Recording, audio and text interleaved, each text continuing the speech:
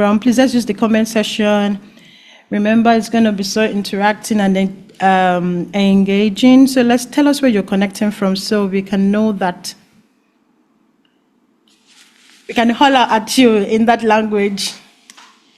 Yes, Ms. B, just connecting from Chicago. Thank you. Yes, Faye Ibukun Alabi from UK. Thank you. Oh, thank you. My name is Omobola and I'm connecting from Abu Dhabi, United Arab Emirates, and I'm going to be your host tonight. Okay, welcome to the platform. This is Conversations with Omobola, where we share and we discuss topical issues that affect us, that affect the society. Thank you, Mr. Tolu, for connecting from Nigeria. Yes. Thank you all so much for joining. Yes, thank you, Mr. Thank you, Mr. Falabi, one of our special guests tonight from Calgary, Canada. Thank you all so much. Yes, Wisdom will see you. Thank you for joining from Newfoundland, Canada.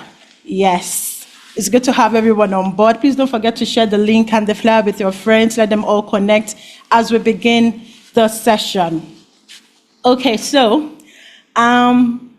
last month we had a live session, and with this 2 months ago, we had a live session and we discussed mental wellness. Yes, and our guest on that show is here with us tonight again, and she's not here alone. She's here with our better half, and we'll be discussing extensively tonight. All right, so welcome once again. Yes, the Olarewajus from Ontario, Canada. We see you. Canada people, we hail you. How do you people greet yourselves in Canada? We are greeting you in that language from here. We are greeting you in that language from here. All the love from here, from United Arab Emirates. Yes. Okay, so welcome to today's episode, where we will dive into the fascinating world of parenting styles through the ages. And you will agree with me that parenting is a journey. To me, in my own opinion, I feel parenting is a journey that never ends. It's a continuous journey. You know, you move from one phase to the next phase, to the next phase, to the next phase, you know. So it's like, it's a school. Permit me to say a school that you never graduate from. Because even when your children start getting married and start giving birth, you're still parenting on another level. So tonight is going to be so informative. It's going to be inspiring. And I want us to just open our minds to receive all this information and to we will learn from everyone's experiences. Even if you're not a special guest tonight, joining and connecting from wherever you are a special guest, and we cannot wait to hear your experience as well. Because we're going to open up the audio, and we can, once you have anything to share regarding your journey, or you need some advice, or you just want listening here to listen to hear what you're going through at this particular time in terms of parenting, we are here. This is a safe place. We are here to talk about it. Okay? So, joining us tonight, we have wonderful couples who will share their experiences, their insights, their challenges in parenting in modern world. So we'll explore a lot of things. We'll explore how the approaches, the new approach that they're using right now, we'll compare it to those of previous generations, and we will highlight the evolution of parenting techniques and philosophies and how it affects the family dynamics. Too much of English is too much. Let's move. Let's start the way. Let me just introduce our guests so that we can move into it proper. All right. So, the first couple I'll be introducing tonight are the Olarewajus.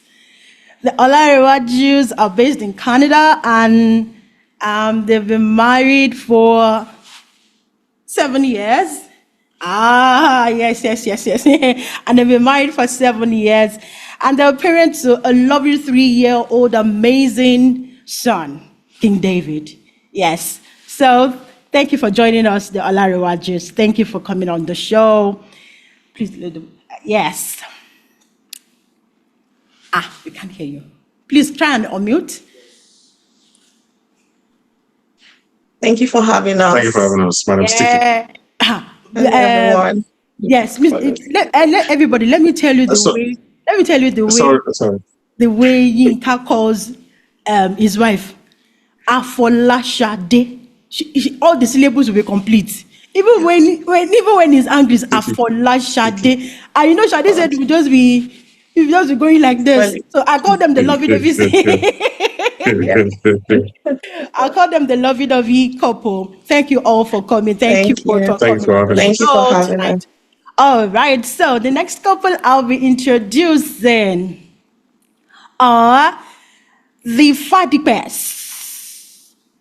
Dr. Sheo and Remilekun Fadipe. They've been married for 13 years. Beautiful years.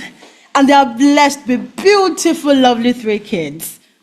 Thank you for coming on the show tonight to share your experiences with us. Thank you, Omobi, for having us. It's an honor to be here. Yes. Thank you very much as well. It's good to be here. You're welcome, sir. You're welcome, Mom. Thank you so much for coming. Our next guests, they are the educators. And they will be educating us about how the influence of parenting styles are really affecting the children in school, amongst their mates, and what they've experienced in their career as educators when it comes to as a parent themselves and in terms of parenting. Welcome, Mabel and Olawale Akadiris, and they've been married for 10.5 years. So, welcome. All right. Thank you very much. So we'll greet you like the way we greet from the Middle East. So assalamu alaikum to everyone. Shukran to our wonderful host, Omobi. Thank you so much. Yeah. Thank you for having us here, and this is a very important topic. We're also here to learn because this is like a double-sided topic for us because we are parents at home. At the same time, we are parenting other, kids from different, background, different, financial status and all that. So as much as we share our experiences, we'll also be willing to, gain from your wealth of experience, how you manage, your kid also. Thank you.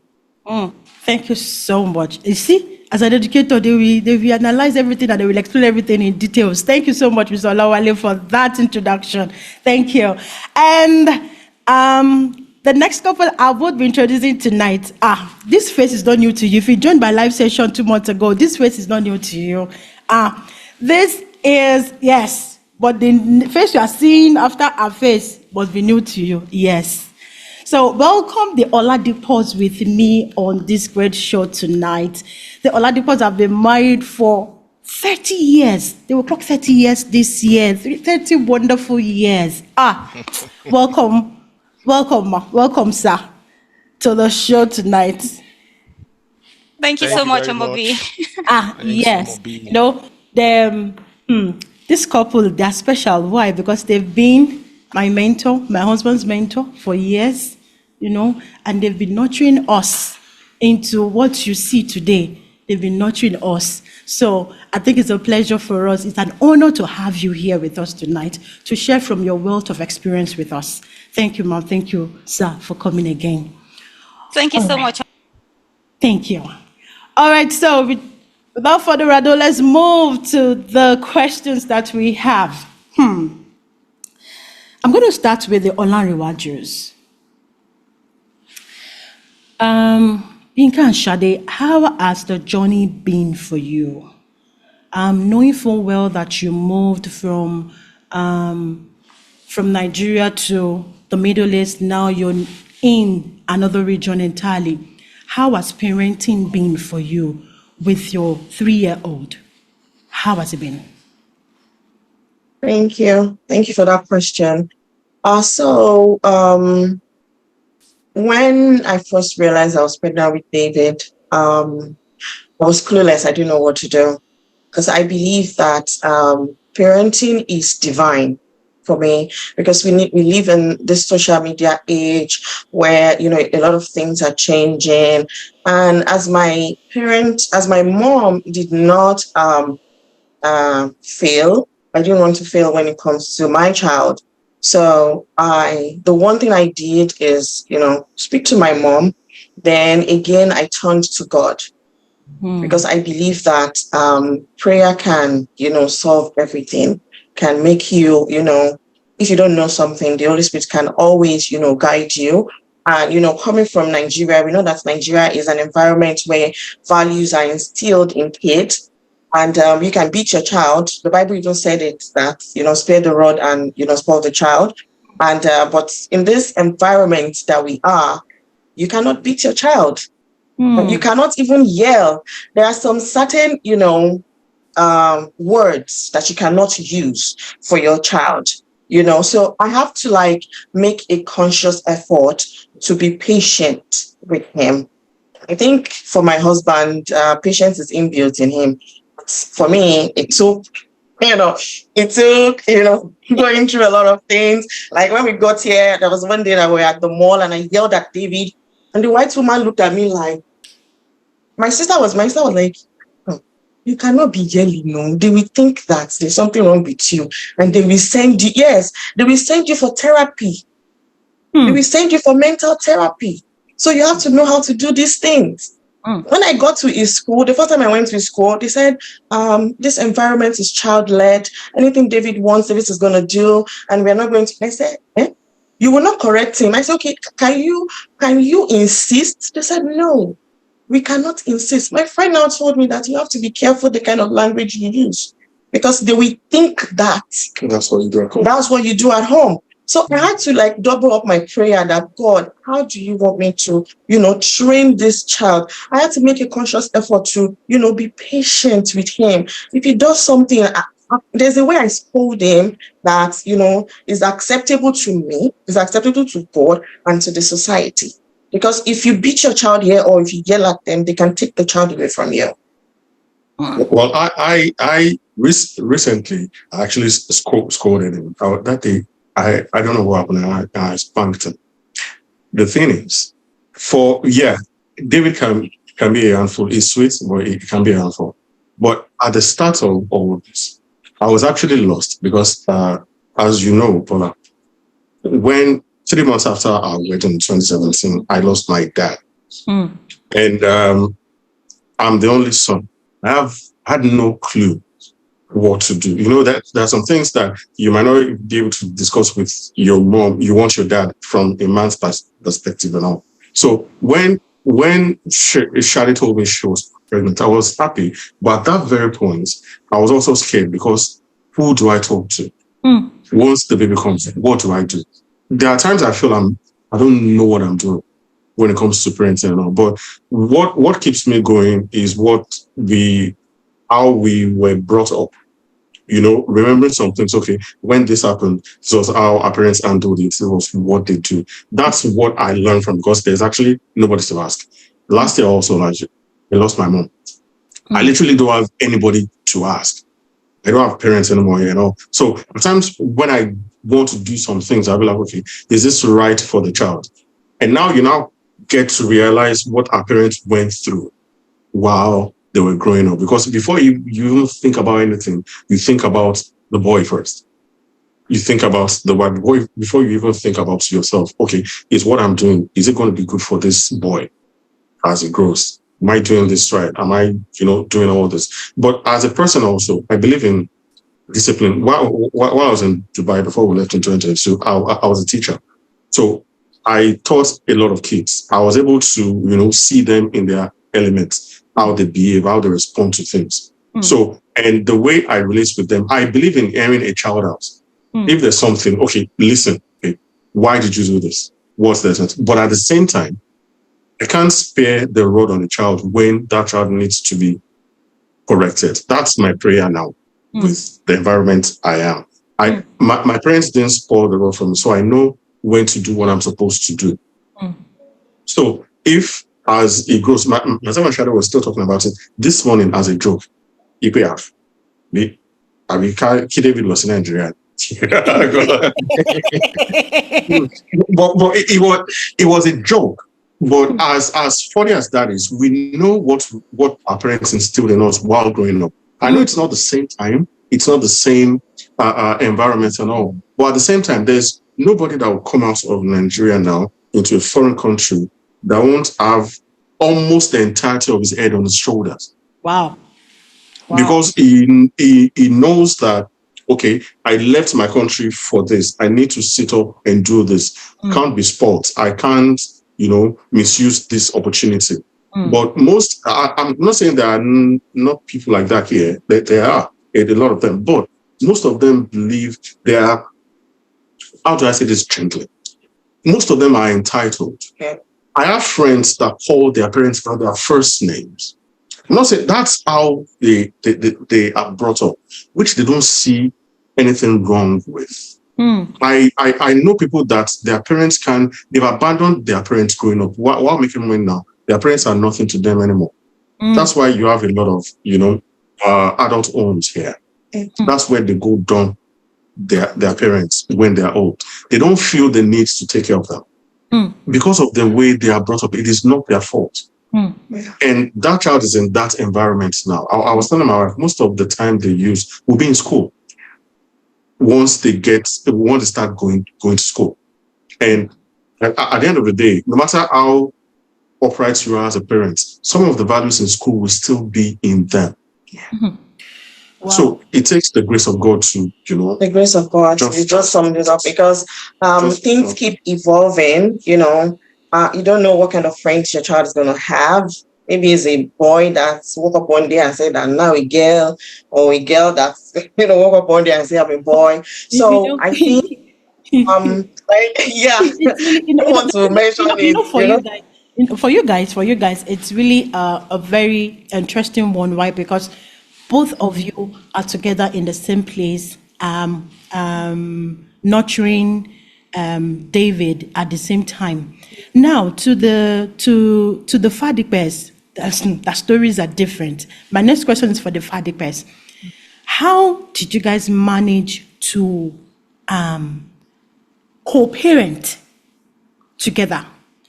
Because from your stories, I could pick that you were not together for some period of years in your marriage. The Dr. Sean was working in another geographical area while the children are here. How were you guys able to manage it, to co-parent your 3 children, and they turn out so well? Thank you, Omobi. I'm going to start by saying that, like you rightly said, we've been married for 13 years. Out of those 13, 12 years were practically spent apart, meaning I was in Nigeria with the kids while my husband was working abroad. He was in Germany at some point and moved to Dubai. And then now he's in Abu Dhabi. So we've been apart for that long. And I can tell you, it wasn't easy. But because I knew what I was getting into from day one, I was ready for it. And I can tell you, one thing that worked for us was communication, constant communication. And then the good thing is technology also helped us. I remember during COVID, my husband was not home for the whole year. Normally, he would come home at every holidays, every weekend he had the opportunity. I also would travel if I have a weekend, I'm off. And then during COVID for a whole year, he couldn't travel, he couldn't come home. And then I saw technology being put to use 24/7. We had to put our phones on 24 hours. Everybody would just be doing their stuff, go off your way. When you come back, are you still there? If I have anything to say, I'll say, then he will go by his own thing. I would say communication was one good thing we had going on for us. And then my husband. Okay. Once again, it's good to be here. And if I have to add to that, of course, the communication is one of the most important part of the success in the last 13 years. But in addition to that, I would say, being in sync with each other as well is something that is extremely important. There is communication, there is effective communication. You can be talking while someone is actually not listening to you. So when both parties are in sync with each other, it not only helps them, but it also helps the children. I would also like to actually, from personal experience to thank her very well, especially, I would say 10 years of that marriage have been gallivanting. I can tell you, moving from one place to the other due to the nature of my work. So the fact that we're in sync with each other really, really helped. People ask me that, how often do you come home? Because your children seem to know you very well. You seem to understand their daily routine. And to be honest, that can never be possible if we are not in sync with each other, because she takes me through every step that they are going through. As a matter of fact, 2 days ago, I was showing a video of the first step of my first son. She doesn't even have that video. That was the funniest part. The baby was with her, but I'm the one that had that video. So when I played that video to them, and I was like, oh, now you are 12 years old, and you are seeing this video for the very first time. So that being in sync with each other, and the sacrifice, I would say the sacrifice, a lot of my friends ask me questions, you are spending a lot of money just to be coming to Nigeria every month.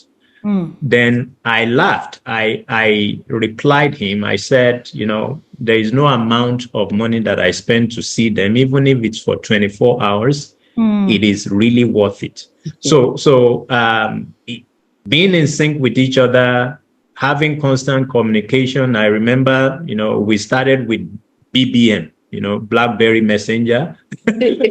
And then we moved to, I think, Skype ID. And then, we had this WhatsApp for a while when I was in Europe before moving here. When we got here, we all know what's going on in the UAE, where you cannot really use WhatsApp. And thanks to both team, and then this Zoom came on board, which makes life very, very easy. So I would say, God is the utmost, but having that constant communication and understanding each other, because again, I always refer to her because I realized that the way she communicates with the kids, she made them to understand, this thing, I will report you to your dad, I will do this, I will do that. So that made that gap to be extremely bridged. So being in sync with each other, understanding each other, and communication it's the key to bridging that gap of that distance relationship, I would say. Exactly. And it took a lot of commitment and intentionality from your end, because the timing, I know the timing wouldn't be favorable or conducive for you, but you just have to be up at that time when they are awake to speak with them, even before they go to school and all. That's some part of sacrifice from your end, Remy. I know I was intentional about the whole thing. I will say that because at some point a lot of people didn't know. Someone in my son's school thought I was a single parent because she said she never saw my husband before. He will come on a weekend and he will go. And one day she saw me carrying a baby, and then there were 3. And he was like, hey, every time I see you, I always pity you. It's not easy to be a single parent. I said, single parents, where? No. I said, I have a husband. I'm married. He said, but I'm sorry, madam, I've never seen your husband before. I said, yes, because my husband is out of the country. I was intentional, to be honest. My kids, every day, I make sure I involve my husband. I give him low down. I'm this person. I can talk from morning to night. I behave you. But him is a man of few words. But I made sure that I let him understand. Even when I'm going in the morning, the first thing when we talk, I'll tell him, oh, Demilade has a test today, and then is this, is that, inside the car with the children. I am revising while driving with them. Tell me the meaning of this, tell me that, tell me that. When they come back, I tell them, okay, your dad, did you say hello to your dad? Yes. I taught them every single thing. And I always tell them, you must say good night to your father before you go to bed. So they will call and talk to their dad. He will greet them as well. And one thing I know about him is he never jokes with his family, not with any opportunity to be at home. He will be home. There was a time I told him that we're spending a lot of money. You don't have to come at every time. In fact, he got angry. He said, don't tell me what to do, when to visit my children and when not to visit my family. Hey. I am not complaining. He told me that it was an issue. I was thinking from the woman's perspective that we're spending a lot of money. We needed to save the money. If you came home last month, I could, and then later I found out that my husband thought I was getting too comfortable staying alone. So maybe he was worried that this woman, the way she's so comfortable without me, I don't understand. He said, I will come anytime. In fact, if I have my way, every 2 weeks I will be home. I said, no, I give up. You are okay to come at any time. I was just thinking, we spend a lot of money on flights every day. Yeah. But amidst all of this, there were challenges. There were challenges. What were those challenges? How were you able to navigate all through those challenges in bringing them up? Yes, of course, there has been a lot of challenges, I would say. When couples live together, they fight, they have disagreement, and I can tell you, we've had a lot of disagreement. But one thing that stands out in the midst of that disagreement, of those disagreements, when there's a need to communicate about the children, no one between us ever, try to shy away from that. We can have our differences, but that, we don't even want the kids to know about it. So it still borders down on, as a family, you understanding that there are bound to be challenges and disagreement. And in the midst of that, it's not something that you want to last forever. So if it's temporary, you're trying to fix something, then you have to think deeply that, in the midst of this disagreement, you still have to communicate. So it still goes back to the communication. I'll give you an example. The nature of my job is not just to sit in one place. Okay. So there are days that I would even send message that I'm in the train going to the airport. Where are you going? I said, I just got a message that I have to be in Algeria. What's the time zone? I don't know. Wow. So at some point, even mentally, I was not fine because I don't even know the time zone of where I'm going to. I will be in Algeria, and then the next thing they say, you have to be, I just get a ticket. I forward it to her, that's the ticket, so that she can track my flight, right? So when it comes to that time, it's not just about me. Find me, the time I sleep is becoming, very erratic. But also from their side, they have to stay late or wake up early in order to also talk to me because I don't feel well. They also don't feel good if we are not talking. And one of those sacrifices is, I try to limit my going to the rig and all those things because the communication line there is a little bit different. So when it comes to, these things, we have to sacrifice, like you have said. That sacrifice it's quite challenging. Even when we are fighting, I'll be in the plane. I will still log in on Wi-Fi in the plane just to chat them, say, hey, I'm here. So I think the whole idea is, it still goes back to, regardless of what is going on, that you are in this together till death do us part. And that will, be in your brain that regardless of what is happening, you still have to build the family together. Yeah. Yeah. I remember that there were points that I would have to stay awake until his flight lands. And then once the flight is landing, I know he's tired, but I have to tell him, oh, there's a parent-teacher meeting tomorrow. I need you to be at for me, they know personally because of the Fadipes. After COVID, they started doing online PTA meeting in my school. I requested for that personally because I wanted my husband to be part of that. So he will be at work, he will walk away, and then we'll discuss about the children, because I know my kids, because they are so used to me, they have been with me for so long, they no longer listen to me. Like if I talk, some things I will have to shout, but my husband will whisper. You know, he's only whispering. It takes, even though they don't see him every day. You know what they call see finish? See finish is there already. They have seen me finish that. They don't listen to me that much. But once I say, I'm going to tell your father, or the next thing, Mommy, I didn't do anything. I said, I'm still going to report him. And I ensure that I carry him along. I tell him everything. I make sure I stay. In fact, once you say, they know his movement. As daddy landed, so the way we do it, I try to even bring the kids into his life as well, so that it's not just us trying to drag ourselves into their lives, but they are also involved in whatever we're doing. So they know if there's an achievement their father has achieved, if there's anything. My kids know. There was a time my son said, we need to go and stay with our father. It got to that point that I felt, okay, yeah, it has gotten to the point that my kids wanted to live with their father. And I said, okay, yes. Okay. So one day, my older son said, I understand it's because of your job. It's because you want to collect more money. So before you leave, I said, who told you I want to collect more money? But you see, let me just hold that thought. Okay, just hold that thought. I'm still coming back to you. You see, my guests are loaded. They want to just unleash. They want to. We are going there, okay. But my next question is for the Afolabis. When you were growing up, or the way you were raised, is evidently, obviously different from the way parenting is going right now. So the Oladipos, how have you been able to balance it? Because where you are coming from is different from where the Gen Zs or where the generation, Alpha generation are taking us. So how have you been able to balance it for us? Before I go to the educators, you're waiting. Okay, to Now, do you want to go first? You see, in sync. You go first.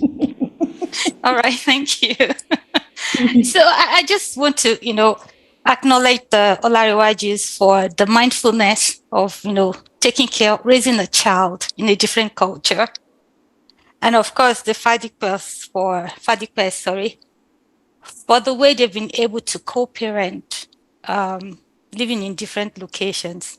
I applaud your methods and your success. God bless you. So to the question Bola asked, parenting when we were young is quite different from what it was when we were raising our kids, because they're adults now. And even now, it's different again.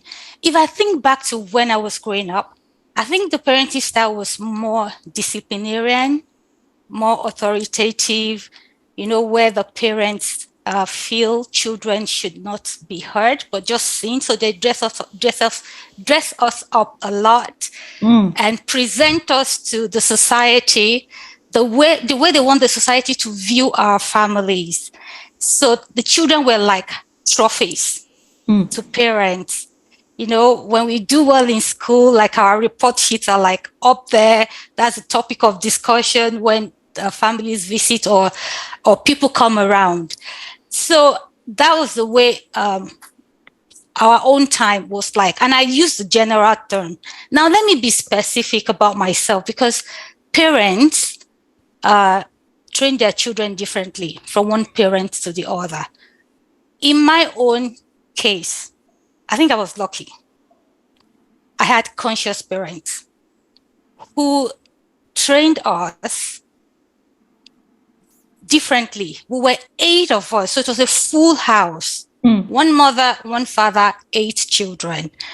And my parents trained each of the 8 differently. They didn't handle us the same way. I could notice this myself when I was growing up. And I'll be fuming. I'll be like, why did you allow, Dio to do that? Or why did you allow my sister, that's my older sister, Momi, to do that? And you're not allowing me to do it. And they would explain to me, because this, and this, and this. Of course, I didn't understand then. I was female. I was like, why should it be different? But after growing up and I started to parent my own children, our own children, I realized the reason they chose to do it that way. It was just being conscious of who the child is individually and raising that child based on the grace, the talent, and the gifts that the child, sort of is endowed with. Even though they were still strict, they were still disciplinarians, but they allowed us to express ourselves individually. And then they also sort of trained us the power of collectiveness, having the collective power of a family. So we could be together and look same and similar, but we always show up differently because we're gifted differently. So that's the way, you were asking about, in our own time, how we were raised. So for me, that was how the raising was for me, but it was a lot, disciplinarian. We looked up to our parents like the most powerful. Whatever they say is like, that's just the way to go. But because we were allowed to express ourselves, we could say, oh yeah, you think that's the way to go, but I'm feeling this way or I'm thinking this way. And they will allow us to like say it, even though they're still going to say, yeah, you go there or you don't go there, like that. I'll give you an example.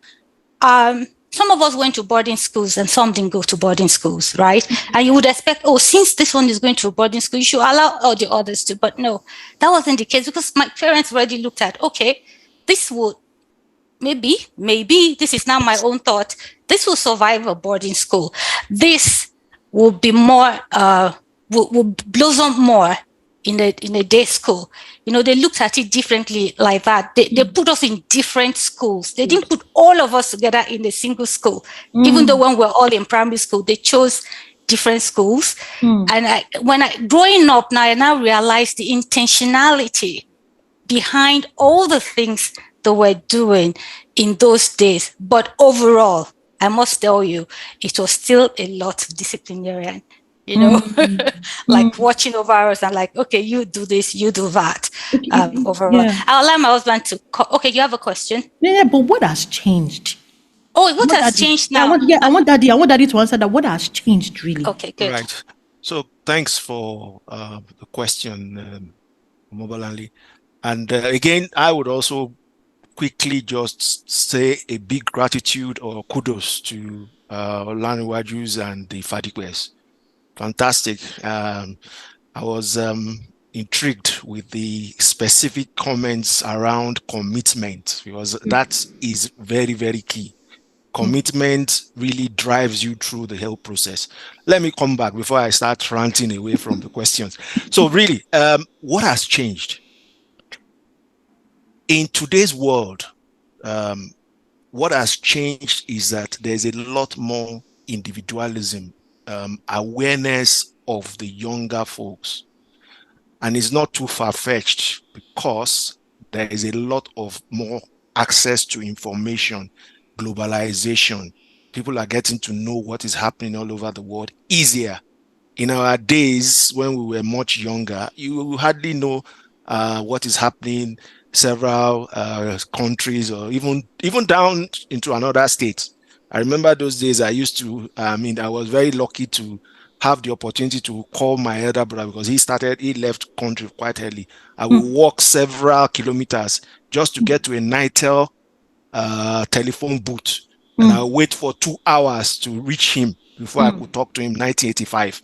Anyway, these days is like that, a flip of a coin. So what is changing or what has changed is that the parenting has had to evolve also because people and the children, the whole world is becoming more globalized and people are getting more aware of their person, right? The issue of strict disciplinarian parents has gradually dropped off to a large extent. It's not that strict disciplinaries are not there. They are still there, but it's just that has dropped off. Just like I think the Olarewajus mentioned, you dare not scold a child openly in public, especially in the first world. So with that evolution and with the way people are beginning to understand that, hey, it is this individual has the right to express himself or herself. And I'll give you an example. Like when we were growing up, your father or your mother says something wrong. You dare not openly tell them you are wrong. Daddy, you are wrong. When we were having our children, our children will tell you, sorry, Daddy, that's not correct. Oh yeah, you live with it. Those are the changes that have come on board.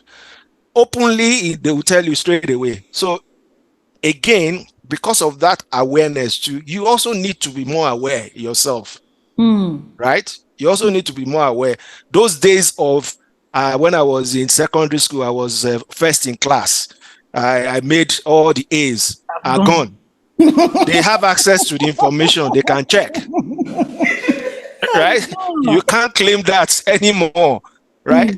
So awareness, information, globalization has really made things change. Influx of the community, influx of social media, right, has also contributed heavily to the way people have to.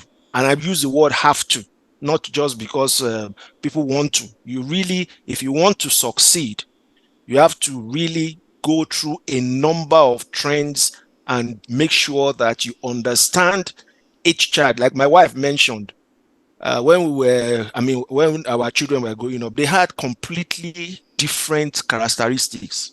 And you have to watch that. You have to really, really understand what their characteristics are, what their likes, what their dislikes are.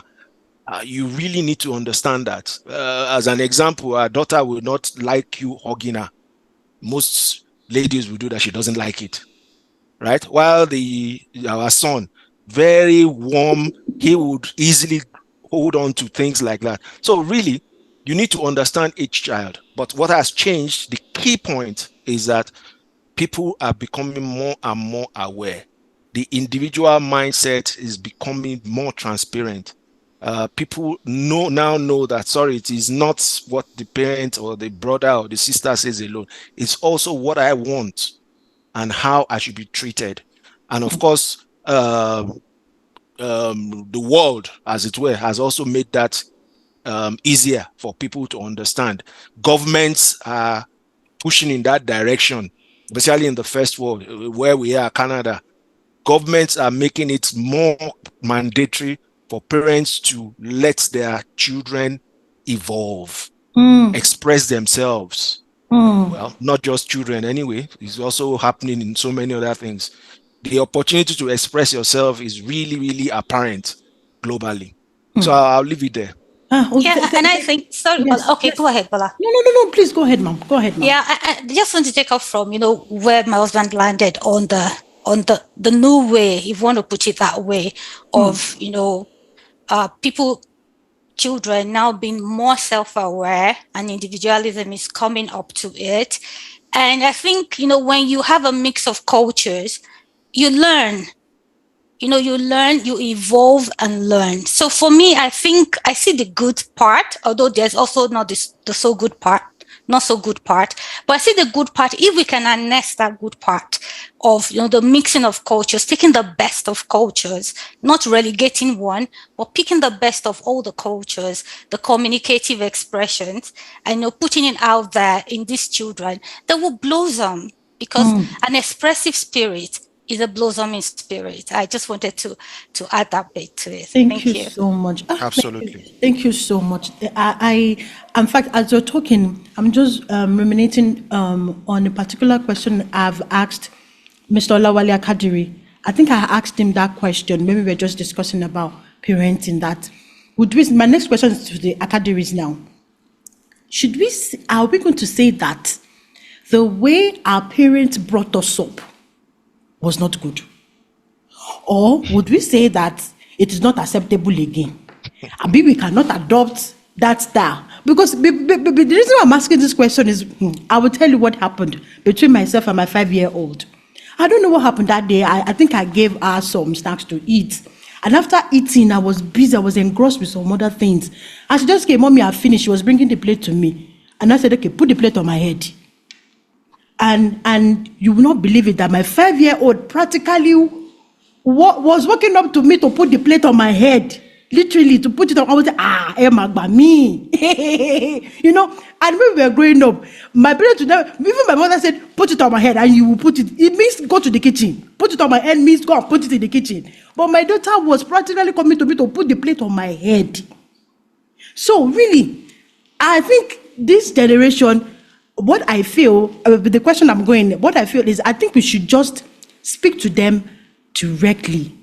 Not in how am I going to say in another way. So if you want to talk to them, I think we should just speak to them directly. Let them know, communicate with them directly, so they will know what you're saying, and you mean A and they are thinking B. So that question is to you, Mr. Akadiri. Yes, not in parables. Yes, thank you, ma'am. Not in parables or idioms.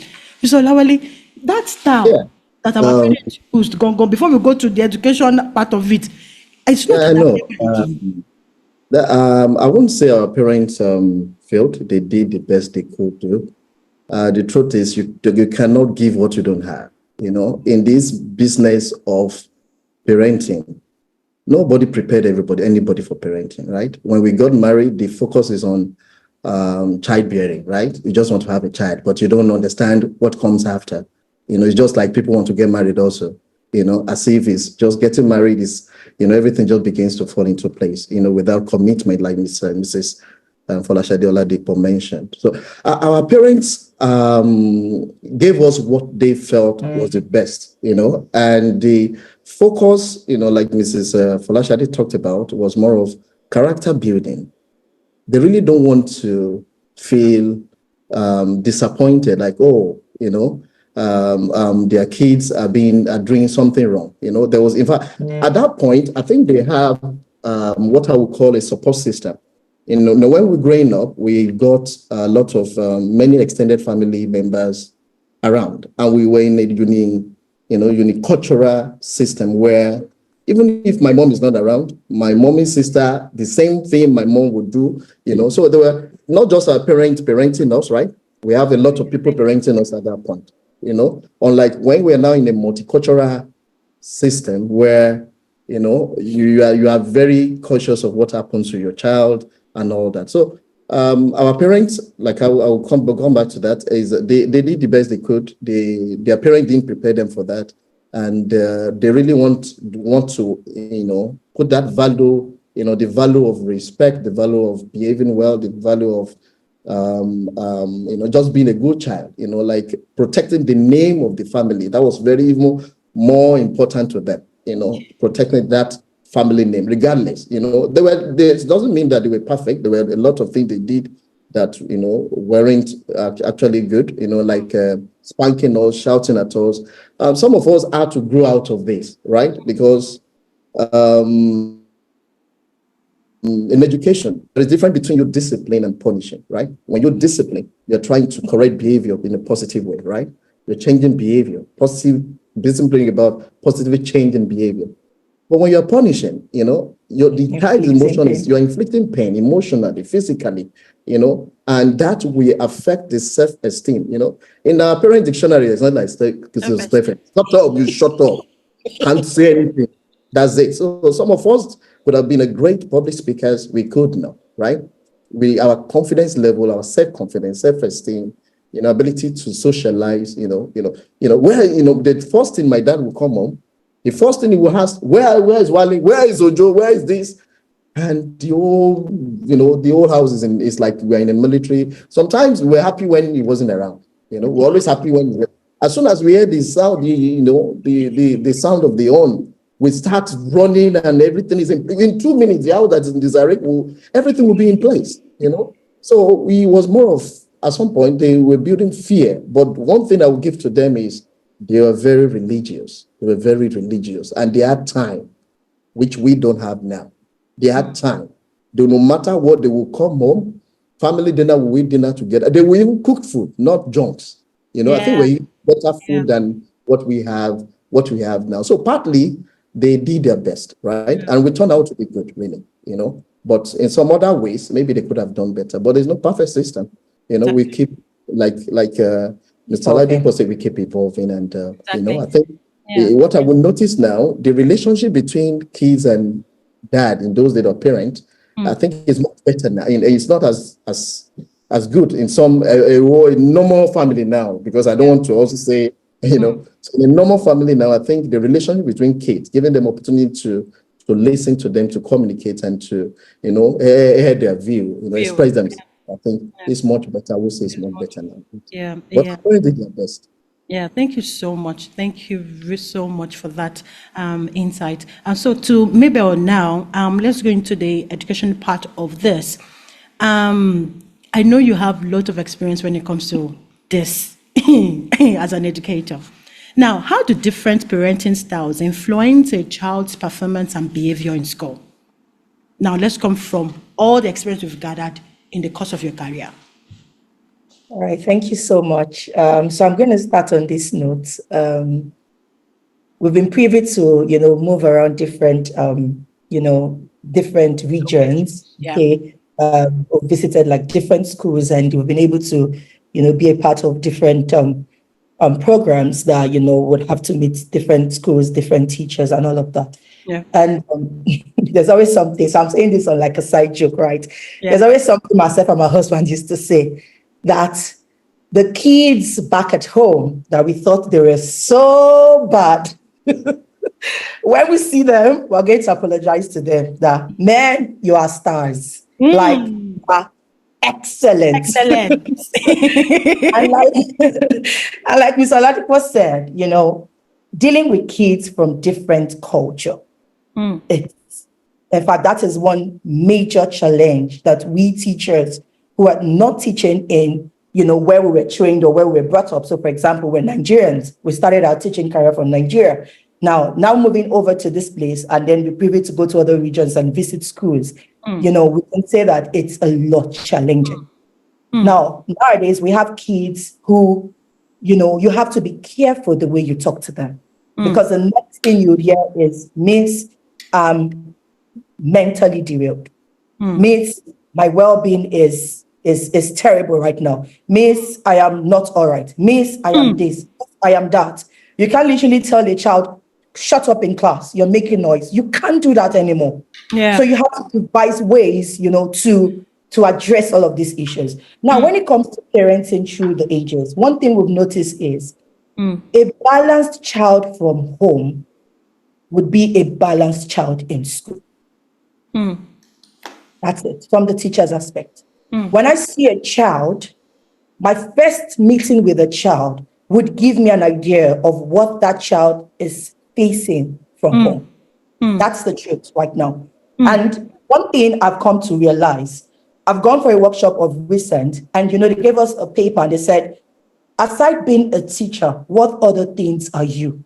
The truth is, the nowadays teacher is not only a teacher. We are nannies, we are cleaners, we are nurses, we are counselors, we are doctors, think of anything. We wear so many caps.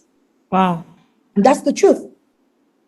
When I was growing up, when I was in school, my maths teacher would only come to class and teach me X plus Y square, and that's it. His time is up, he gets out. The science comes in, teach me what she needs to teach me, and she's done. But what happens nowadays is that we even have like 20% to teach the concept we want to teach, and we have 80% dealing with behavior. And what we do nowadays as educators, to make our work easy, you have to build a relationship with the kids, which we never had. We have to have that relationship with the kids. And sometimes with that confidence they have in you and that trust they have in you, you see them telling you what is happening. And then with that, we can then easily know how to, manage them. We can then know how to, in quotes, it's not like we can 100% help them. The truth is we're not their parents. But what can we do? So there are actually, some quarters and some birdies that we can approach, and they can take it up from there. Because the truth is, solely as a teacher, our job is just to teach them. That's it. But then we cannot overrule that a child who is not balanced would not be able to learn. That's the truth. So we have to look for a way to, help that child. And in that case, as educators, one of the things that they tell us to do is positive reinforcement. You are amazing. You are fantastic. You are going to be great in life. Like things they don't hear from home. Because most of these kids will find out what they are used to at home is either they are from a broken home, father and mother are not together, right? Or they're used to fights at home all the time, or like you find out in some of these Western regions, some of these kids are actually from homes that are actually poor. So their background, the status, they have nothing. So imagine being in a class where you have somebody that is very rich and then you are like, you don't really have. So as teachers, we need to strike that balance because the kids know these things, but we don't want this to be, visible in the classroom setting. So as educators right now, looking at how parenting had evolved through, really based on my statistics, and this is my own point of view, I stand to be corrected. Based on my point of view and based on statistics, I think parents nowadays need to do a lot on parenting. That is it. I'm going to hit it because the truth is, I have moved from Nigeria and currently where I am now in the UAE, this will be my 4th school in the UAE that I'm working in. And it's the same story every time. When I was in Nigeria, before I got married, I was appointed as a house parent. So those that work in the British system, they know that if you're in a British boarding school, you have what you call the house parent. And I was in charge of 44 girls. Even before I got married, they had spotted that, this lady had like potentials of being a parent, go take care of 44 girls. I remember I had a scenario where a mother gave me a letter from the court saying that the parent, the father of this child must not see the child. Now, how do you want that child to be a balanced child? And trust me, that child, till she left the school, she was always in her shell. She never wanted to mix with anybody. I tried to, as much as I can be funny, I tried to make her laugh. But I really can't blame her because who knows what she's going through. The day the father came to school, because he had some connections to come see this child, the first thing I did was to call my principal. Because I don't want to face any law case or any court case. I called my principal. The father is here. There's a letter from the mother saying this, that, this. Please take it up for me and take my name out of this whole thing. So imagine, I had another student who up till now, she doesn't know her father. She's never seen her father. So as educators, how do we manage this kind of kids? Wow. So it's a lot for us. So we come as mothers, we come as nurses, we come as counselors, we come as big sisters, we come as educators, and the school just wants you to teach. At the end of the day, they ask you, have you completed the curriculum? But then, as teachers, when we go into that class for 45 minutes, the first thing we're trying to address is, what's the problem? What is it? Talk to me. Why are you not learning? And so gone are the days where we shout on the kids. Now we don't need to shout on them that much. You don't need to embarrass them openly. You call them aside. You can be a great guy. You're a very fantastic student. But I want you to do this. And you just see them say, because maybe they've never had anybody talking to them that way before. And they're like, Miss, can I share some things with you? Oh, that's fine. Miss, trust me, it's going to be safe. Yes, you're fine. You're good. Wow. And then they start opening up. You'll be amazed to know that a lot of students within the age of 10 to 14, if they tell you what they're going through right now, and that's what I said, based on my statistics, parenting right now, a lot of parents need to do a lot of job. So I appreciate what Mr. and Mrs. Oladipos said. 30 years ago, parents at that time, amazing. But these Gen Zs of parents right now that we have, we need to do a lot. Okay. But sometimes there's always something I say, I fear for what the next 10, 15 years will hold. Because what's happening is that there's no longer value system. Parenting has evolved culturally, technologically, societally. But then how do we ensure that regardless of these changes that are happening, the value system still upholds? And like we said, parenting differs from one family to another. So what one family will allow their child to do, the next family will say, no, I don't want my child to do that. But one thing remains constant. the value system. And when we talk about value, what do we talk about? We talk about good behavior, we talk about attitude, we talk about love, we talk about kindness, we talk about respect, we talk about self-control. Now, if I'm going to go mathematically, put all these words together: love, self-control, kindness, attitude, and use the alphabet, the letter of the alphabet. So A is 1, B is 2, 3 is C, and all of that. You will find that attitude is the only one that will give you 100%. And like some motivational speakers will tell you, your attitude determines your altitude in life. Thank you, teacher Mabel. Thank you, teacher Mabel. And while you're talking, a question just dropped in the comment section. The Olarewajus, I see your hand. I'm coming to you. The question says, in the scenario you just mentioned, Mabel, how do single mothers navigate raising healthy kids in this scenario? Okay, not only has raising kids changed, but parenting has changed as well. There are more cases of people parenting alone by virtue of divorce or widowhood or child out of wedlock. So how do these people raise their kids when they don't have a present mother or a father figure? I think the Fadipes should answer this question while we... the Oladipos can answer this question, and while the Olarewaju, I will call them after this. Sir, over to you, sir. All right. Again, very well said. Akadiris. Indeed, things are becoming more and more difficult as the value system has been breaking down, or should I say, not has been the way it was in the past. Because some people will argue with you when you say the value system is breaking down. But let's just put it mildly that it has changed from the way it is. Now, there's something else that Mr. Akadiris also mentioned about time. Because time is also very, very key. And I was very happy and I was nodding when he mentioned it, that we seem to have not put in enough time, or as things are evolving, people are not putting in enough time. And that is because things are evolving, we are becoming more and more busy. Well, maybe doing some good things, but for many, not so much as doing good things. Now, the positive side that I would like to put on the table is that help is also available through other systems, right? Yeah. Help is available through other systems. The challenge that I see is that people are not reaching out enough for the help. Again, come back to what the Akadiris said, that people are not trained to be parents. Many of us will go through counseling to get married. They will teach you how to relate with your husband, how to relate with your wife. But who actually teaches you how to be a parent? You probably learn from what your parents taught you. You take the positive one, you take the negative one, and you pass it on. Yeah. Unless you are conscious enough on your own to sieve out the good from the bad and all that.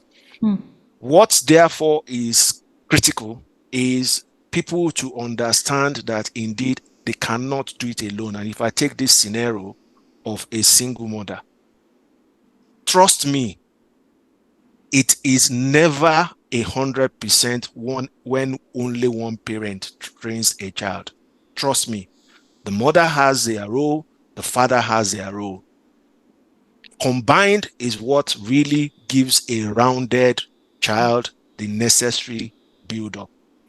Therefore, if you find that you are in that scenario, seek for help. And there are people who can help you, give you the necessary training. And that is one advantage really in this present world. It's available.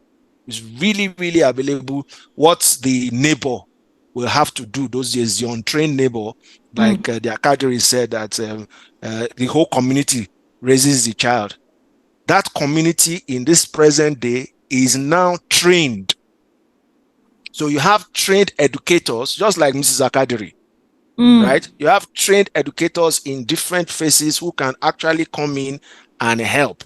The challenge that I see is that people are not reaching out well enough because, again, many are busy, they are paying more attention, or again, the point that was raised, mindset, how the person sees himself, how the person sees herself. If that continues to block or so supposedly defer the way things are taught through, we will continue to get into that situation where parents are not putting in enough and they're not pushing it and throwing it over the fence to the teachers to handle, because that's another thing that I've seen happening quite a lot. Parents, some of the parents want the school to be the ones to help them bring up their children. That is not going to happen. And I thank Ms. Akadiris for the point. The parents need to do more. But for the parents who don't have the training, they need to ask for help. Because they don't ask for help, they can't get it. Shadi, I don't know if you want to add anything to what I've said. Thanks a lot. I think you've actually covered a lot of ground there. And, like you said, parenting is a huge ministry. It's so huge because that's what holds the fabric of the society together. That's the value building block or system of a society. And once we miss it as parents, that's what we see in the society. So everything we see in the society, we don't have anyone else to blame. We have other systems that are like, making it, magnifying the issue. The gaps that we live at as parents gets magnified by other systems. And then, so many things encroach into it and it becomes bigger. But the starting point is in the home. And that's why, for those who are, faith-based people who read the Bible, it says, train up a child in the way he should go. Because that is where the training is, not in the school. School is education, although training is part of the education, right?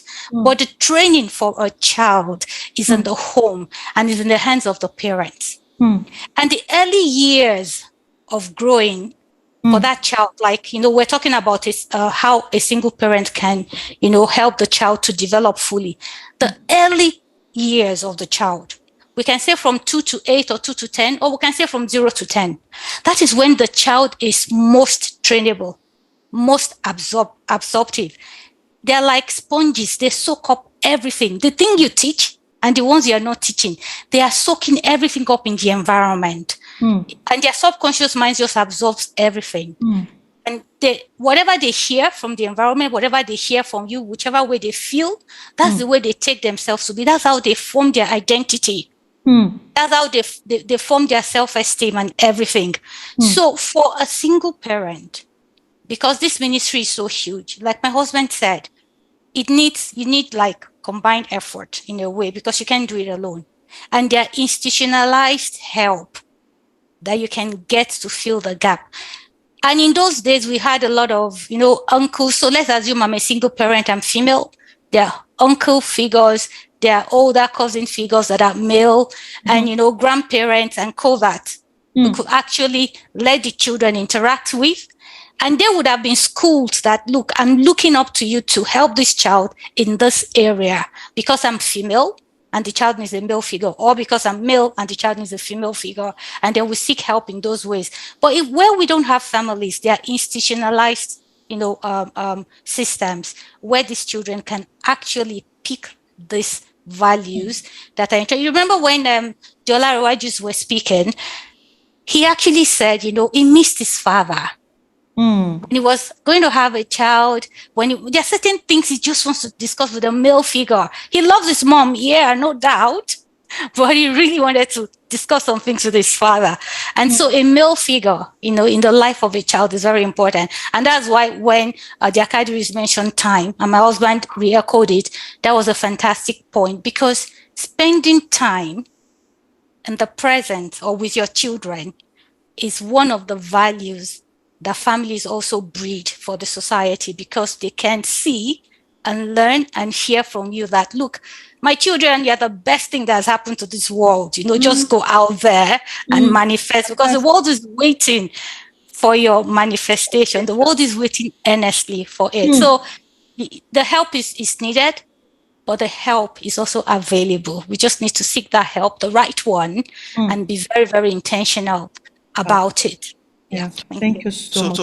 Okay, well, maybe yes, just to reiterate on one point that my wife mentioned. one of the very important things about parenting is also about the time, or should I say the age range, where you want to work on that child, as it's where you are talking about bringing up a child and all that. Some parents, when their children have become teenagers, they are struggling and they are putting a lot of effort into it. Oh, I need to train my child at that teenage age. You've lost an opportunity. The age range where the child is being formed is usually before they become a teenager. If you don't form their habits, their understanding of the way things are, they are bringing up in the early years, usually even before they turn around 10. I'm sure my wife will even say lower, right? Before they get to 10 years, that is where you have the huge opportunity. It's not as if you can't train a child as a teenager, but you have your best opportunity in the early formative years. Those are the years where they will spend a lot more time with you and they will listen and they soak what you are training or what you are passing on. By the time they begin to form their own identity and they form their own individual style of growing up, what you are saying becomes advice. It becomes advice. You have lost that opportunity. So the earlier people realize that when a child is in the 2-3 years, and many people will say that a 2-year-old child doesn't know what's going on. They know what is happening. They know. They know what's happening. No. So quick, early intervention is very important. Yeah. If I just, like systemize that in a way, that early age of 0 to 10 or 0 to 8, like Pamela said, I always put it lower, is when you teach, you train. When they are teenagers, preteens to teenagers, what you do is coach. And that's where the parents meet is they still try to teach a teenager, train a teenager. The teenager has passed that point. And that's why there's a lot of conflicts between teenagers and parents. We think teenagers are difficult. We think they're unmanageable. I don't think so. I think it's a parenting style that is sort of, not quite there. Because you train the child 0 to 10. Preteen, yes, training and coaching. Teenage is coaching. And then when the child is above teenage, what you do is advice. It's advice. You don't coach anymore. It's advice. When they're beyond that, they're married. Like our son is married now. All we can do is suggest. And those are the stages. You can only suggest. You can't even advise anymore. It's just suggest. You throw it out there in the air and they can decide to pick it. And you don't get attached to the outcome, because that's where parents are also missing it again. We get so much attached to the outcome of our instructions because we feel so powerful, and we're up there, mini goddesses, mini gods, to be obeyed and feared, and we expect them to take everything hook, like, and sinker, and they don't. Right from teenage, they stop doing that because they're more self-aware, they're more into their own, and what they've learned 0 to 10 is what they keep going away with until maybe another form of help is sought to sort of break that loop. Yeah. Yes, thank you so much, Ma. Thank you so much, sir, for that insight. Thank you so much. And to all our listeners, to all our joiners, please let us know where you're joining us from. Let us know where you're connecting from. Let's make the comment session interactive and exciting. And if you have questions, if you have a contribution you want to discuss with us, or you have something to share with us regarding this particular topic, please raise your hand and we will give you the access to unmute your mic, and you will share with us your own input. So if you have any input or ideas or suggestions, observations you want to share with us, please raise your hand and we will call you to do so. Okay, so I see that the Olarewajus are raising their hands to share before I call the Fadipes. On the Olarewajus, please. And I still have 2 other questions I really want to throw at the Akadiris, really. So Olarewajus, over to you. Right. Thank you for that. I wanted to, when Mrs. Akadiris was speaking, I wanted to contribute to that because all educators, but we know ourselves. I know there was something about, they won't understand. Everybody would not understand. Only we understand. So the thing about that is, when I was I got to Dubai in 2015. I started to teach until I left in 2022. I was a teacher. Now, I taught from all grades, from grade 2 to 12. All through. I was a teacher all through and all. One thing I realized is that what she said about kids, that how a kid behaves in class is a reflection of what is happening at home. Bola, you need to hear the things I've heard.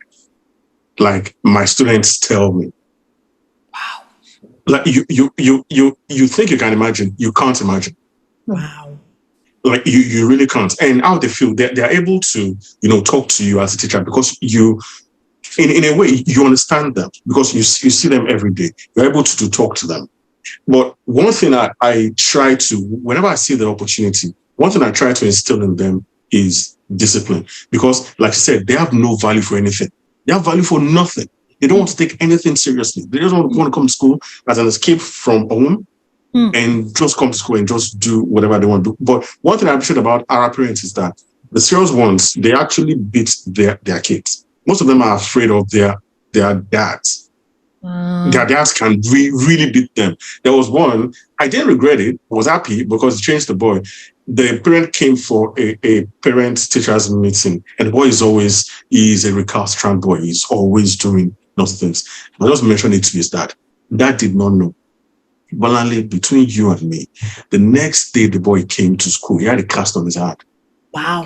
I felt for him. The dad beat the hell out of him. Excuse my French.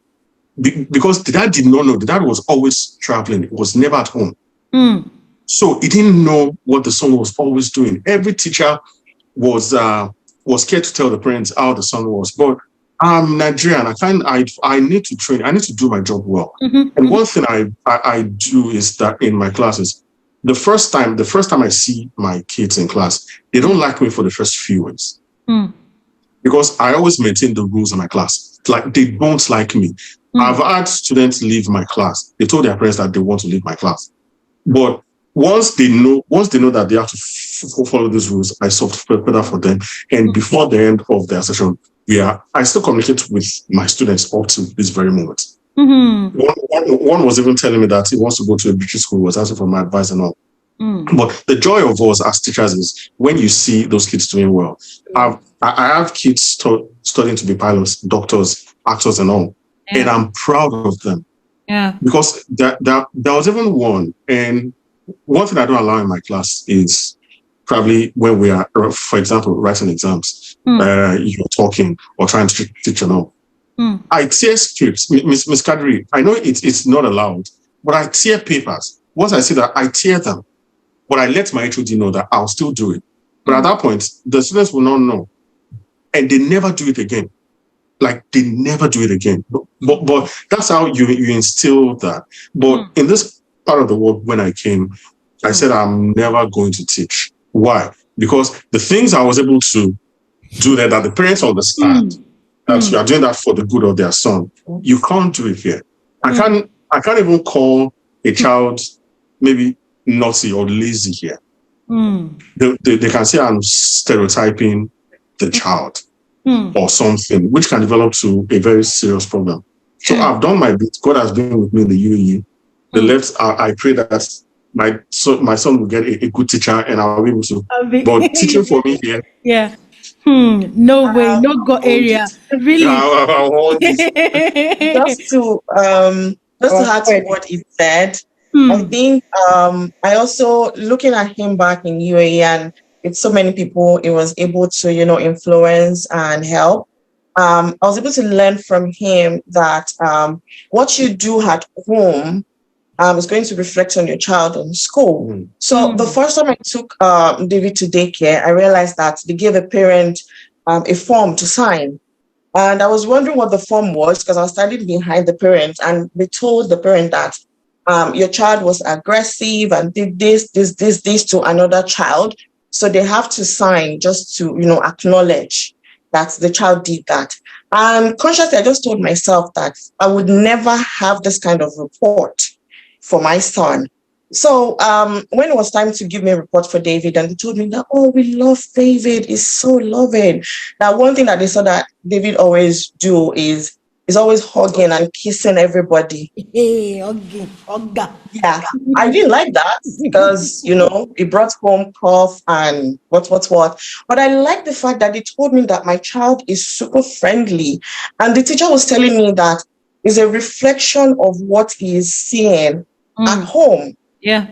And of course, I was proud. And I was proud of you that as well. I was constantly treating cough. And I'll look at my face before he even coughs. But the fact that I have that kind of report for my son, and it's been 2 years in a school, and I've never for once had to sign anything saying that your son was aggressive or beat one. I'm always hearing, oh, David is super sweet. Oh, he just came to me. There was one new teacher that came and said, are you David's mom? I said, yes. David came to me and saw me for the first time, hugged me and gave me a peck. That is all I hear. Why won't David be giving and be hugging people? It's not the way people used to do, and I used to call you people loving you. That's what the teacher said. That is what he's seeing at home. Exactly. And I actually told the teacher that, please, anytime he's trying to hug or kiss someone, can you I don't want him to bring home cough and all the lights. Okay, all right then. It's really. So I think it's just No, so I don't mind if I can add something, and this is one line I'm going to talk about. Okay. First, as an educator now, I don't know why I'm not talking as a parent, because I have to talk about the parent part too later. Exactly. But wait, as an educator, this is one thing. The first teacher a child has it's a parent. The parents are the child's first teacher, and they have to mold that child. You bring the child to school. Our responsibility in the past was to teach you whatever content we need to teach you. But because parenting has evolved and, the world has changed, it's all the era of Gen Zs and the alpha millennials and the millennials. The thing is, we also have to just, also change our approach as teachers and, become parents to these kids. Now, I'm going to give you a scenario. And myself and my husband, the truth is, we're biological parents to three. We have 3 biological children, right? But the truth is that we are parents to so many children. There are a lot of parents back in Nigeria then, if they can't talk to their kids, the next is that we are calling Mr. and Mrs. Akadiris. And we are going to their houses. I can't count number of houses my feet at step just to intervene between the parents and the child. And it's whatever the parent, we say to the child that the child takes. And I kind of wonder, how did you train the child? Understand me? Fine, we know that kids of nowadays, they tend to believe everything the teacher says. And that's why as teachers, we need to model, the right values in the kids that we teach. So aside even teaching them the content, we also need to model, the right thing. And even sometimes, the kids also learn from the environment. My daughter was saying something to me 2 weeks ago. She said, Mom, we can also learn from the environment. I said, yes. But when you learn these things from the environment, or when you come across new concepts, please bring it home to me. Tell me and your dad, and then we would help you assess it and dissect it and tell you what is right and what is wrong.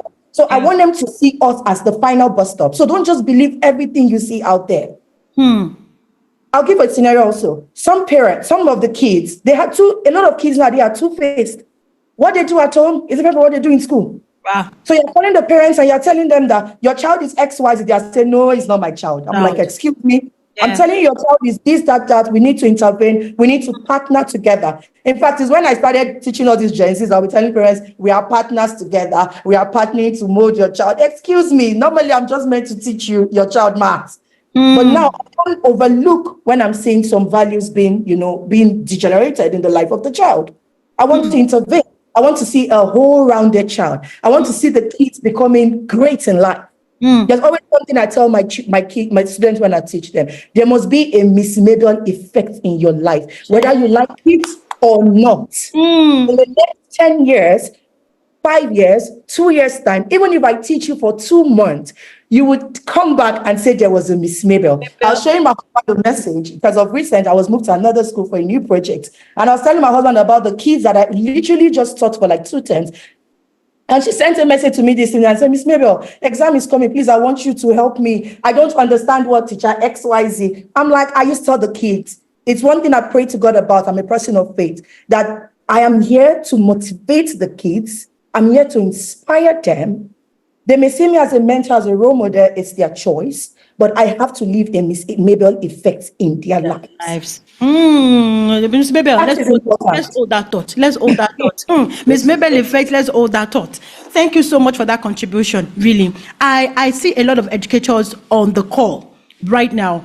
Mommy Adisa, she actually, she's left the call. She's an educator, a teacher for 25 years, and a principal for 9 years now. So 42 years in marriage. So she's giving a comment to the Akadiris for being real and truthful and being practical.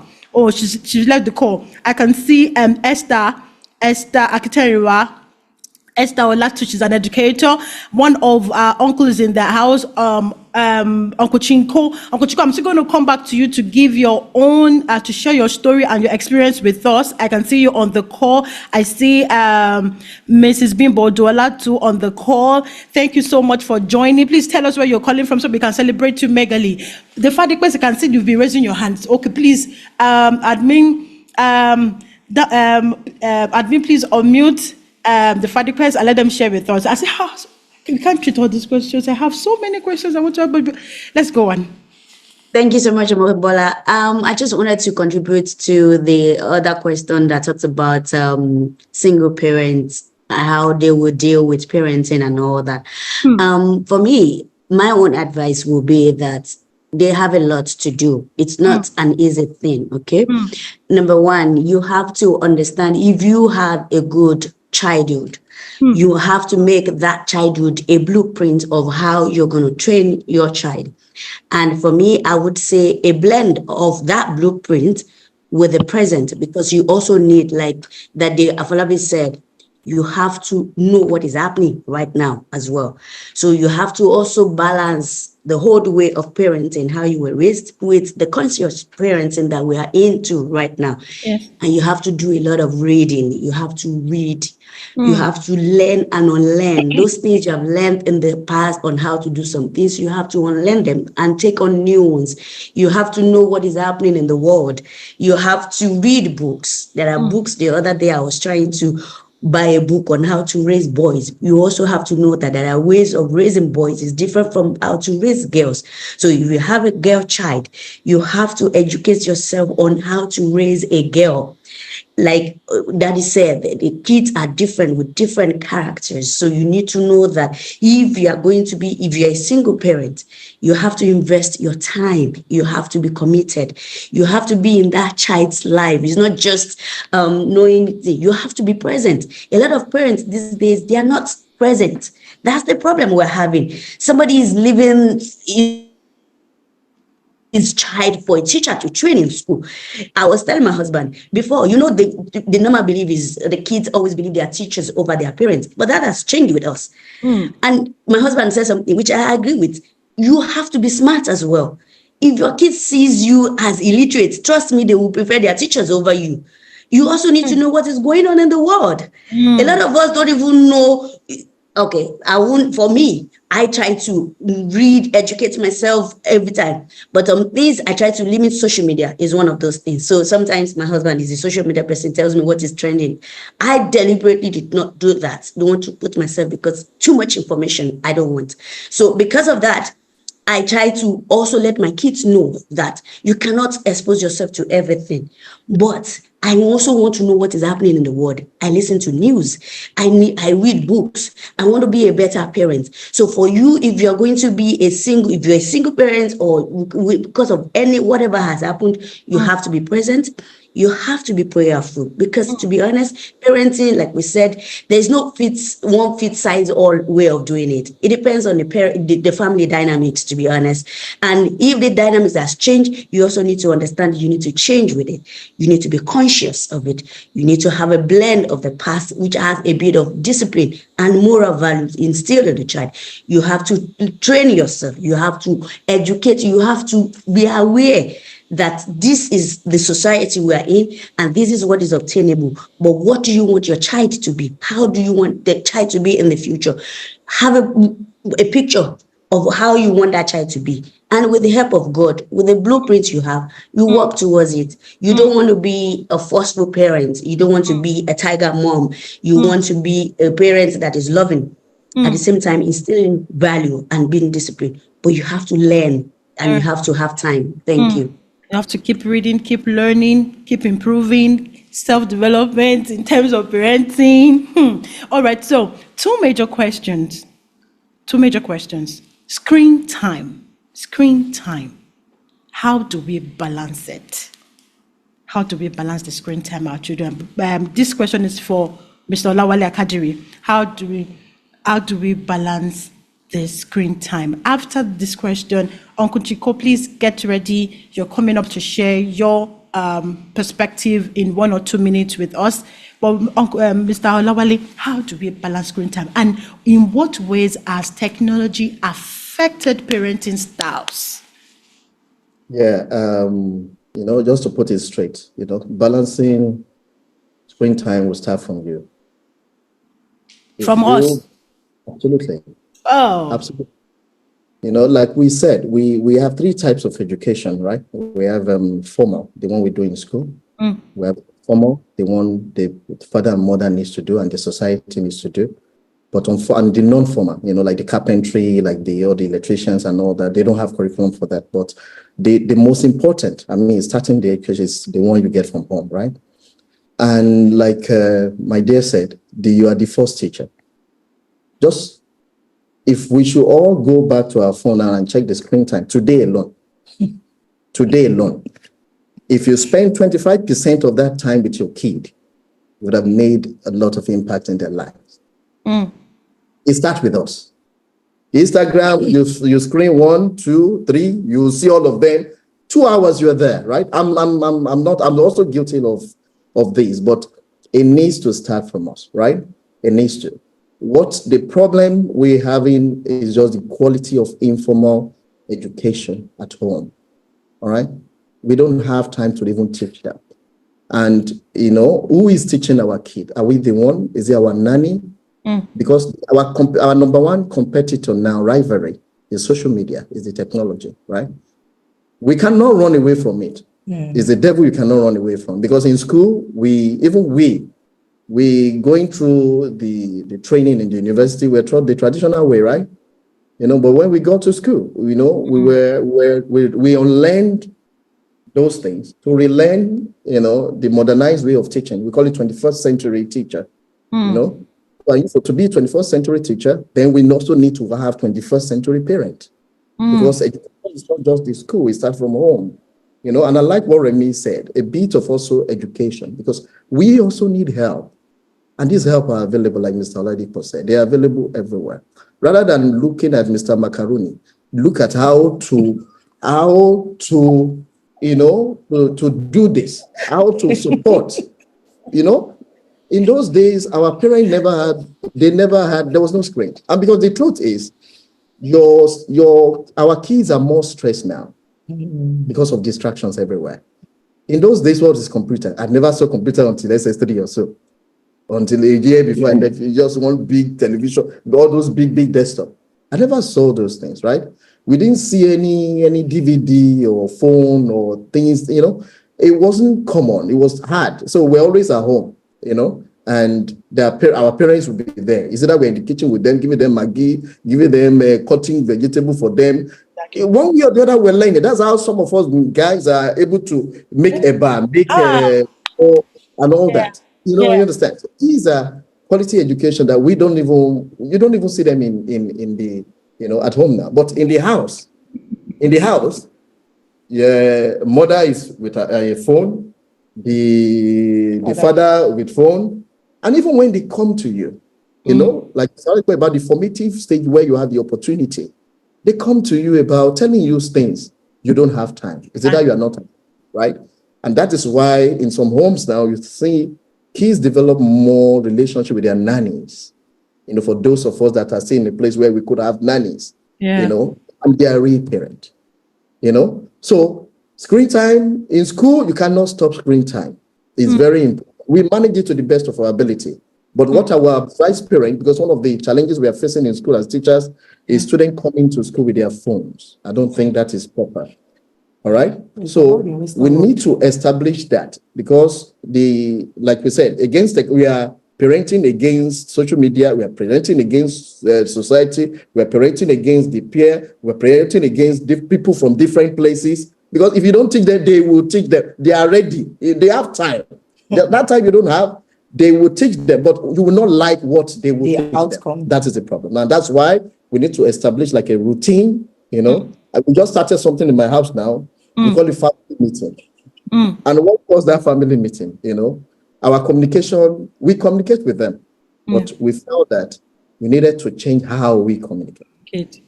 You know, how we communicate. At some point, it felt like whether we are shouting at them. And my daughter, 9, she came one day crying that she needs to express herself. I was shocked. I was really that I am expressing. I do not like.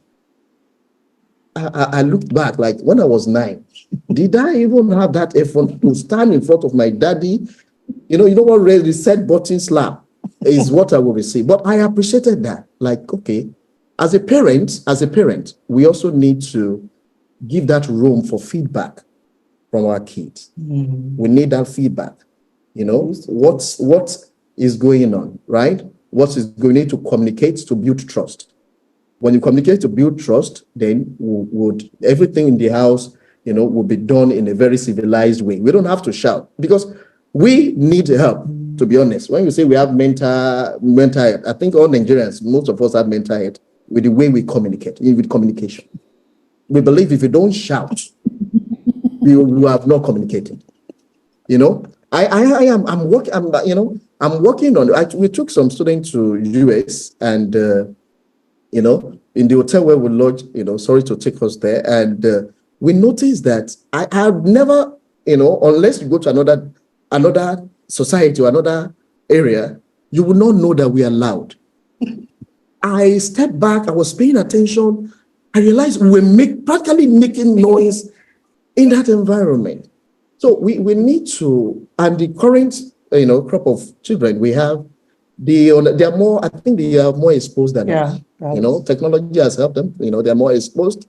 You know, they relate with people from different countries. So we don't even have that opportunity. But we also need to look and reflect, you know, about how, what are we doing, all right? So what we have done in the area of screen time is we've been able to subscribe to some educational software applications. You know, we pay monthly. And every day when I'm leaving the house, I tell my kids, we call one adapted math, is a math application. So I just tell them you have to do 50 questions, you know, and the more you do questions, the more you get that question, it gives you a more challenging question. So I tell them. And the school, they also have a reading app also that they have to do, you know, like kind of a reward system that, okay, if you're able to do this, then I will allow you to go play. I will take you to park. We'll go to amusement park on so day. Have that kind of system in your home. It's not just come, leave me alone, you're shouting. You're also on your screen, right? That's how you manage. And have a time where you get all those things. Before they go to bed, please do not make mistake of leaving those screens, the laptop in their rooms, especially when they're still between less than 10 or 12, right? Try and you know, take them to your room, because I noticed I woke up one day and go into my daughter's room and she was under the duvet with a laptop 2 a.m.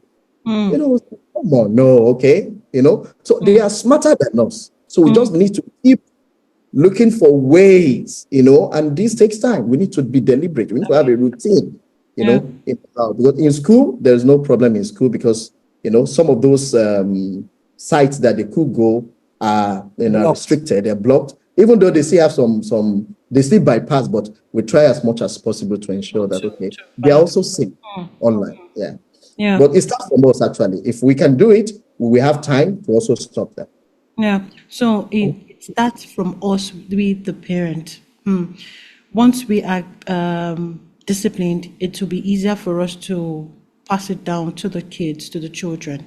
All right. So from my own personal experience, what we have tried to do, what my husband and I have tried to do, was to balance the screen time for the kids. So we actually needed to sit them down. You have a 3 and a 5-year-old. So we had to break the communication down to their level, that, okay, from Monday to Friday, no iPad, no phones, no TV, nothing. So we try to engage them all through the week with so many activities, swimming, they do the adaptive mind, they do a lot of things, arts, we have schedules for each activities each day. So, and they know that from Friday evening to Sunday evening, they will run and pick up their devices, and what we have done, what we've been able to do, is to download a particular app. I will get the name of the app, a particular app on our mobile phone to monitor what they watch.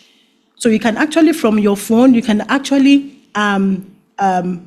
supervise or track what they're doing on their devices, like what they watch, what they download. Kids, they would just want to download different kind of games, and once they are downloading, they will be surprised when you call them, why do you download this particular app? What is it used for? What are you using it for? Why is it on your device? You'll be able to track them, be able to monitor them via your own phone. I'll get the name of the app and share with us via the comment section. But Adaptive Mind is good for the kids, for maths, for qualitative analysis. Quantitative analysis is very good for kids as well. So I'm going to ask a question now, and I want Uncle Chinko to help us with this question. The role of religion in terms of parenting. How is it affecting us positively or negatively when it comes to religion in terms of parenting? Now, because I remember then, when we were growing up, we have family altar, standard, in the morning, even as early as 4:30 or 5 o'clock. Some families are up to do family prayer together, trying to introduce the faith to the children. But now, everything is changing. So the role of religion, does it have a huge effect on the style of parenting we have now? Thank you very much, Bola. First of all, I want to thank everybody that's been speaking before me. I'm really, really happy that eventually I end up to subscribe to this kind of meeting. It shows me that men have really, really moved away from where men used to be before. And I really appreciate all the men in the house. And I just pray that God will continue to help us as men. Amen. Yeah, the question of what religion is doing in the current raising of children now is a made of confusion for me, really, because if you look at it, at home, we're teaching our children to be godly people. At school, they're teaching them other things. So they are confused, They don't know where or what to believe anymore. So there's too much of information coming through to them. I'm quite fortunate to be in the era of when my girls are growing up. So in my family, I'm going to apologize for my wife not being around. She's at work now. But I think she will be listening to what we're doing now. With me, I have a 37-year-old daughter, and the last born, she's going to be 30 in December by God's grace. Amen. So our own time, I think, is it easy? It's not easy. There's no era that is easy, honestly. But one thing that really, really worked for us is, number one, in our family, we put God first. The Bible says that unless he build a home, or the labor in vain. So I think that has always been the key of our value in my family. And that kind of really, really helped seal a lot of things. And we were deliberate of setting a rules in the family. And when I say deliberate, even me, the head of the family, I succumb to that rules that we have in the family. So when they see dad doing what dad say we should not do, I'm not doing it too. It kind of like teaching something that, okay, when the house is messed up, I get up, do it. Hey, they want to do it, but they're doing the assignment. Dad, I will do it. No, don't worry. You continue doing what you're doing. So I so much believe in leadership by example. And because these children, they see what we are doing. They know what we are doing. Even if you think you're locking yourself in a room and talking, they know, they can hear, they're not fools. So the best thing for us that worked for us at that time, which I think it can still work for any other family as well, is leadership by example. If you're telling your children not to stay watching movies for a very long time, half the time that you will switch off the TV. Stop like that. Make yourself to be accountable to those rules as well. And another thing that works for us is we kind of like empower them to make decisions. So in my family, for example, I'm going to use my family because that's the only thing I know really. And if we want to make a decision, if we are five in our family, so if we want to make a decision, we will bring all the objective out. We will not decide on which one to go for. It's for me. I'm doing that because of me. Because at the end of the day, everybody in my family, they are all women. So if I make any decision, they will say it's because you're a man and you are the head of this family, you are making such decision. But if I throw it out that, okay, this is what we are planning to do, and we are 5, so we just vote for which one we want to do. Obviously, majority of what we have in front of us, they are good stuff, but I just want them to be able to choose with me. I don't want to choose. I don't want that unnecessary responsibility on me that they will now be pointing finger. So if we succeed together. If we sing together. So and that kind of like helped me, give me that peace of mind, really. So we would decide. And one thing I realized, when we have decided to do that thing, that it's not me imposing it or forcing it on them, it becomes very easy because we are all chipping in at the same time so that we are not going to fail together.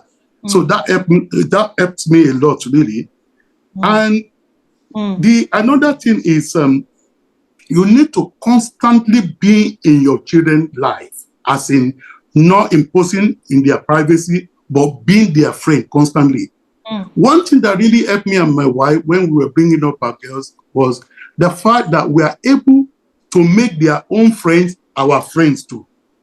So as a matter of fact, it's we that will be going to those people's, those girls' or friend house, not even them. So if we want to go, we go together as family. And another thing that I realized that really helped us, I can say help us now because at the end of the day, we are seeing the result and everybody is giving us accolade, which everything should go back to God really. But one thing I realized is the church you go to is very significant as well. You know, when you have a good church that have this kind of forum now that we are doing, and you see men sitting down like almost 2 hours now, and they are still interested to go on. Oh, that's a good place to be. Everybody in my circle of friends, both when we were in London and even here, everybody is connected with one church and not just any church place. And even if everybody have their own different church, but when we come together as one, we have our own mini church within each other. The church you go to doesn't really matter. We are like-minded people. The Bible says iron sharpeneth iron. So we talk together.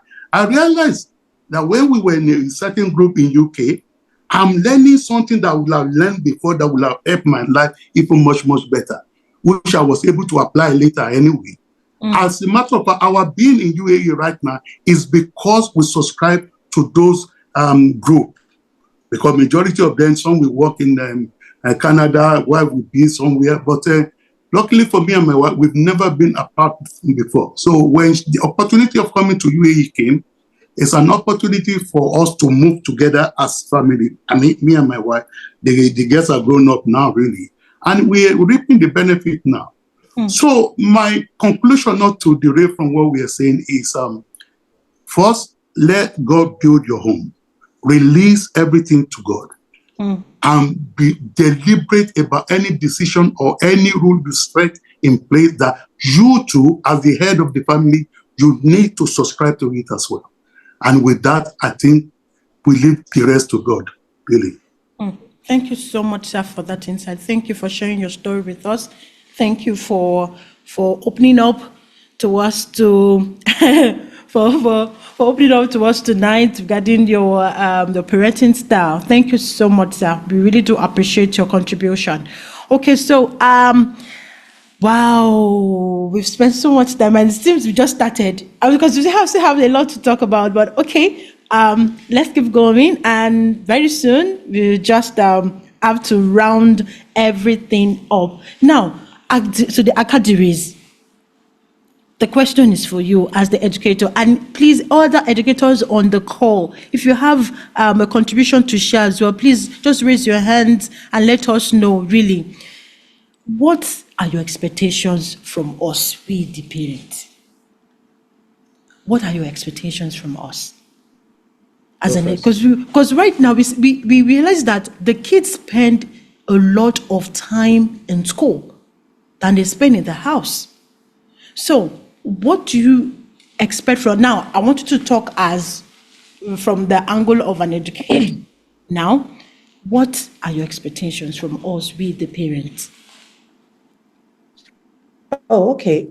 So I'll start by saying I love what Uncle Chinko said, and that was one of the things I wanted to, talk about. As parents, we need to be both parents and also friends to our children. Like, we need to be in their world. We need to know especially we're talking about this generation of kids, right? So it's not like when we grew up. So we also have to create a very supportive environment for our kid. You have to create time. I think we've overflogged the issue of time. We need to create time for our children. We need to be there for them. We need to create a supportive and loving home, family unit, because it's the family that actually makes up the society. And that's why you find out that sometimes, especially when you're in the Western world, they'll tell you, oh, this particular area, don't live in the West. Okay, like I know my younger sister is on the call. She lives in Chicago, and she knows that whenever I talk about Chicago, they said the south side of Chicago, it's a very crazy part. I've been to that part before, right? And you find that people will tell you that don't live in that place, because if you have to live in that place, what happens? You go to schools around that region. The kids will go to schools, and the kids may be influenced negatively as well. So, the family is the unit, that makes up the society. And whatever happens from home is what the child brings over to school. So the family as a unit has to create a very supportive home, have to create a loving environment for the child. The child has to feel safe. The child has to feel welcomed. Okay. The child didn't force you to bring them to life. So for you to have brought them to this world, you have to be ready to, take up your role as a parent. Please, one thing we notice is that most kids are being neglected. Neglect is actually one of the major issues that we're actually dealing with, aside every other thing. So we cannot neglect our children. I know parents of nowadays are after money, they're after getting deals, contracts, and so many other wonderful things. These things are good. But then the truth is, all of these things that we're doing, it's for who? Mostly for the kids. Right? And so we need to make sure, we're also training up our kids in the right way, so that by the time we're leaving the world, we're sure that the generation that are coming after us are well-rounded, they're well-grounded. And being well-grounded means spiritually, emotionally, physically, psychologically. So when they come to school, we're receiving students who are happy, students who are balanced, students who are ready to learn, students who are showing love and kindness to one another. We're not saying that kids will not, you'll still have the behavior there amongst the kids. It's still there. But then we'll find out that we'll be well managed. When we talk to them, they'll be ready to listen. Because sometimes you talk to some kids and they tell you, excuse me, you're not my parent. Why are you talking to me? And they just like, kids of now, you just give you this and then they walk away. So please, Parents need to create time. Have time for your kids. Be there for them. Be there for them. Be in their world. Have a conversation with them. Have a meeting with them. Ask them questions. How did your day go? What happened in school? What happened? Did your friends say anything to you? Did your friends bully you? Did your friends talk to you? Who was nice to you? Give us the highlights of your day. How was your day? What was the best part of your day today? What was the lowest part of your day? Have that conversation with them. Build that relationship with them. And the truth is that will transcend into, what we see in school. And then it just makes the whole school system very easy. Because nowadays, a lot of things that the schools are dealing with right now is more about the mental health of students. Yeah, like parents, and practically speaking, just direct now, you have a role to play, all right? We are in parenting and educating a balanced child.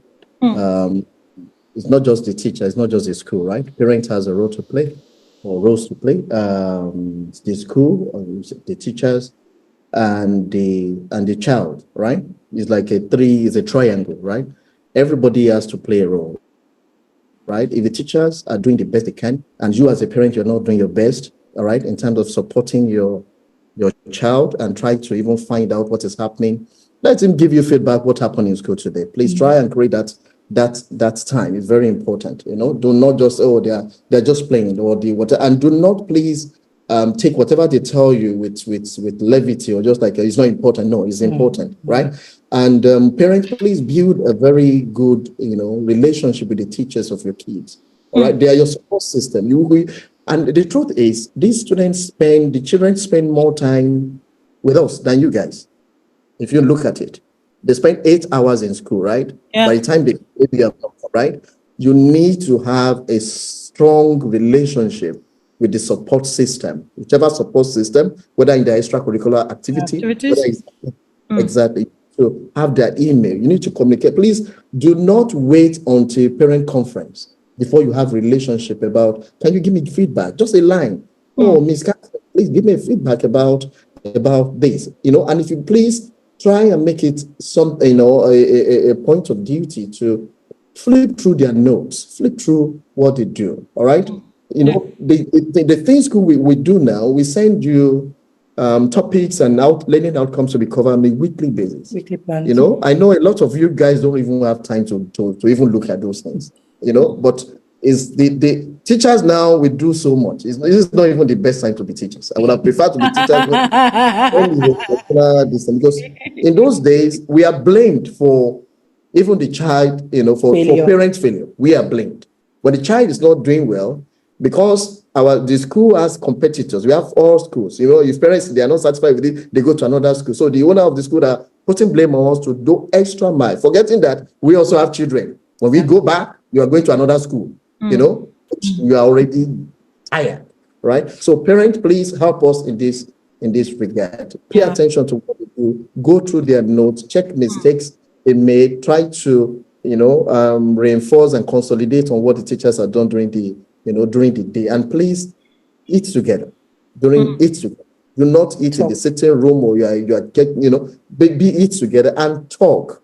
Please do not say, hey, Mike, you are talking too much. Let them talk. And please let us learn to listen. I think parents, we don't have that skill. We need to learn. We need to learn that skill to listen. And it starts with husband and wife. Husband listen to your wife. Wife listen to your husband. When you develop that, listening is a skill. Once we learn that, the students also learn how to listen. Then when they get to school, they listen. And a listening child is he will pay attention and will be able to retain information about the curriculum being taught. So it's very important. So I'll just add to that, sorry, Omobi. Another important part that Uncle Chinko talked about is knowing your child's friend. Peer influence is on another level. Please know your child's friends. Check the family. Be friends with their parents. I love when Uncle Chinko said that. Be friends with their parents if possible. Check that you both uphold the same values or the same values. And with that, it becomes much easier. There are some places I can send my daughter. In fact, my daughter goes for a lot of sleepovers. There are some families I would send her off to because I know that, yes, she's fine there. So see that, you're upholding the same value system. If you're not, please look for every way.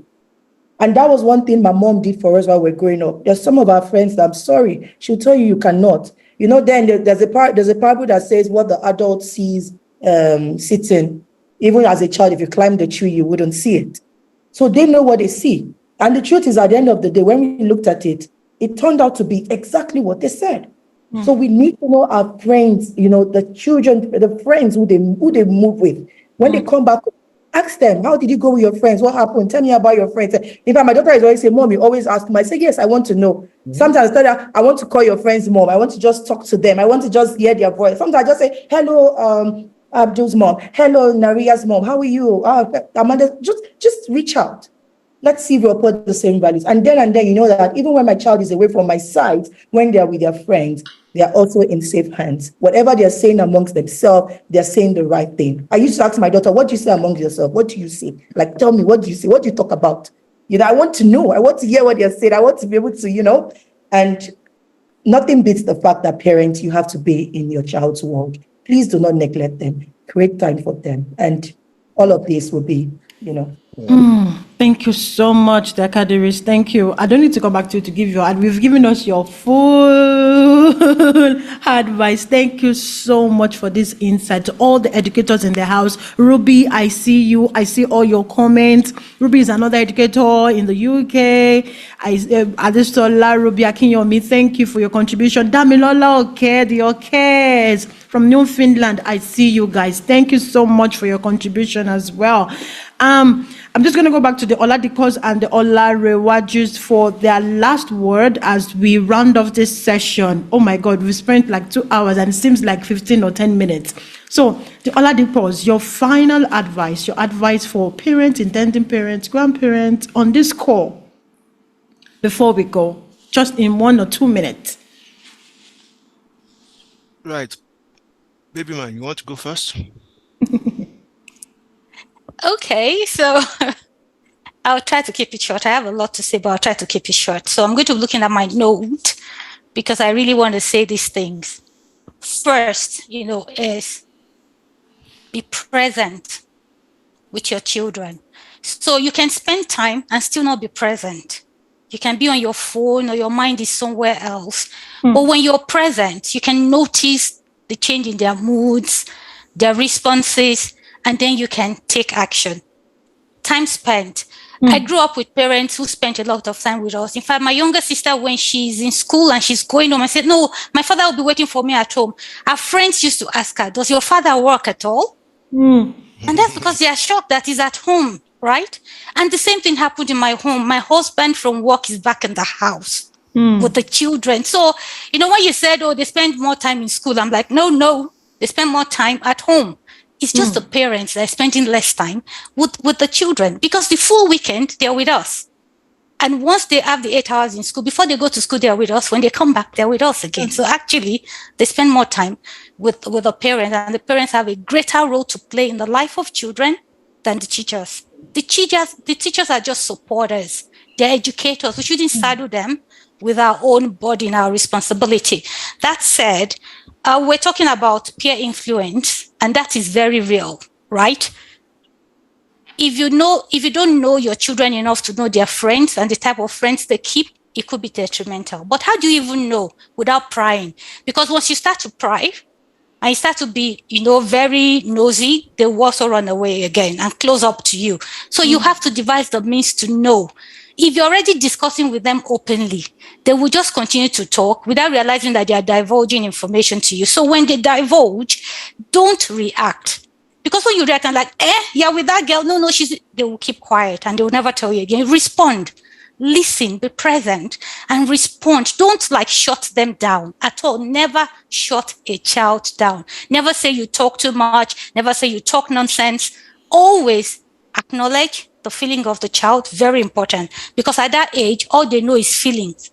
That's 0 to 10 is feelings. So acknowledge their feelings, validate it, and then respond to their need in that time. You as an adult, you are wiser, so you can respond. So don't shut them down. That way, when they're teenagers, they'll still keep talking to you. My father always told me, that if you err, My shoulder is always there for you to come and cry on. He doesn't say, no, don't go and touch the fire. I will say, you know, this is fire. I say, yes. If you put your finger, it's going to burn you. I'll say, yes. Say, okay, no problem. Go. If it burns you and you want to cry, my shoulder is here. And it's the same way, the same thing we gave to our children. They always knew to come back if they're in trouble. We're also talking about when you train the child, always train the child. Realize that this child has its own brain. Mental faculty is 100%. Don't diminish it with your own level, because each child has its own brilliance. Don't dull the brilliance because you think you're the parent, you know too much. Watch out for the child's brilliance and enlarge it. Polish it. That is why you are there. Decision making. Uncle Chinko mentioned, that's Mr. Dola, I think, mentioned about decision, teaching the children decision. Don't just say, you should know how to decide. No. Practicality. When our children were growing up, give an example, very simple example. When they're going to church, we put like 5 different clothes for them in the wardrobe and say, choose. You're already teaching the child to make decision and live with the responsibility of the decision. If you're always choosing for them, giving them everything, thinking, oh, no, I don't want them to suffer, they're not going to develop their brilliance. And you have a role to play as parents in that. Also talking about firstborns. You see, firstborns are a different kind of tribe because most of the time they're experimental. we didn't all know what we were doing. We thought once you are just able to give back to a child, automatically you have the certificate as a parent. No way, you do not. So first children, please, those who are still training first children, please be careful. I know they're experimental, but please handle them with care. When we're training our children, being present with them made me realize, in fact, my son taught me patience. I didn't have patience. I didn't know what that was, but he taught me patience. I realized that for him, he learns by simplifying things. Our daughter learns by complicating things. It must be complex. If it's not complex, she can't deal with it.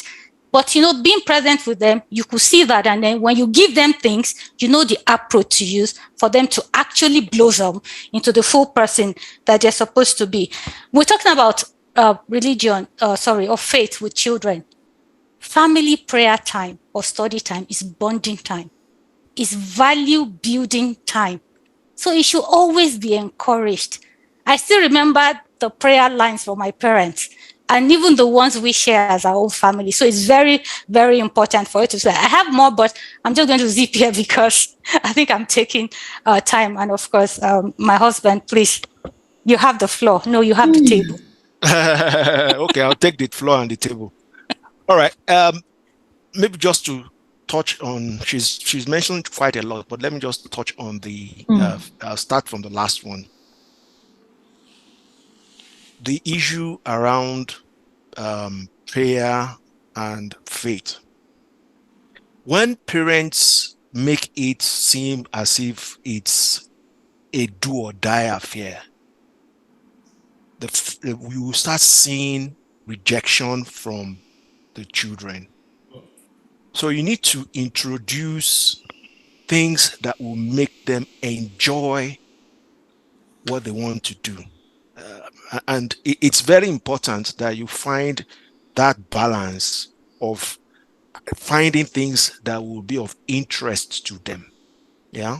Once you understand your children, you start trying to identify what are the things that interest them and use those things that interest them to train them, right? And you have to be very, very careful about it.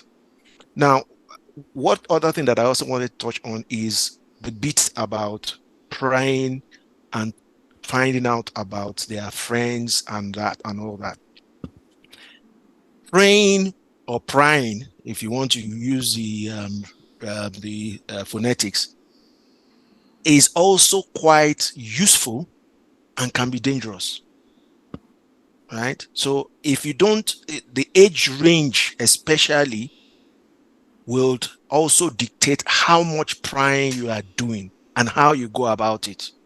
You pry in the life of a teenager, you get immediate rejection. They would immediately repel that prying. So you need to be careful how you pry and how you ask the questions. Now, what I hear and what people who may be listening to us may also be wondering is, there are so many things that we are put on the table. How does a parent who was not trained be able to cope with all this? My simple response is the parents should ask for help. And that's where many things go wrong. People do not ask for help enough. We need to understand that we ourselves are not perfect. And when a parent identifies that they are lacking or they don't have enough intervention or enough experience in a particular area, they should not be scared or feel that they are less a human being to ask for help. Help is very, very important. And that's where gatherings like this are quite useful, because it's not just when you say ask for help, some people will quickly think maybe you are looking for a pastor somewhere. But yes, a pastor is good, but there are several other forms of help that are available that people can buy into. And I'm using the word buy because indeed that is an opportunity that is available to people. I've touched on the issue of the point about different styles, and especially in the different stages. Thank God for the different opportunities and the different stages of life that we're in. But the style you apply for a 2 to 3 year old will likely be different from the style you apply to a 10, 11, will definitely be different from the style you apply to one that is 16, 17, who is 18. Yeah. Very important. Don't undermine them.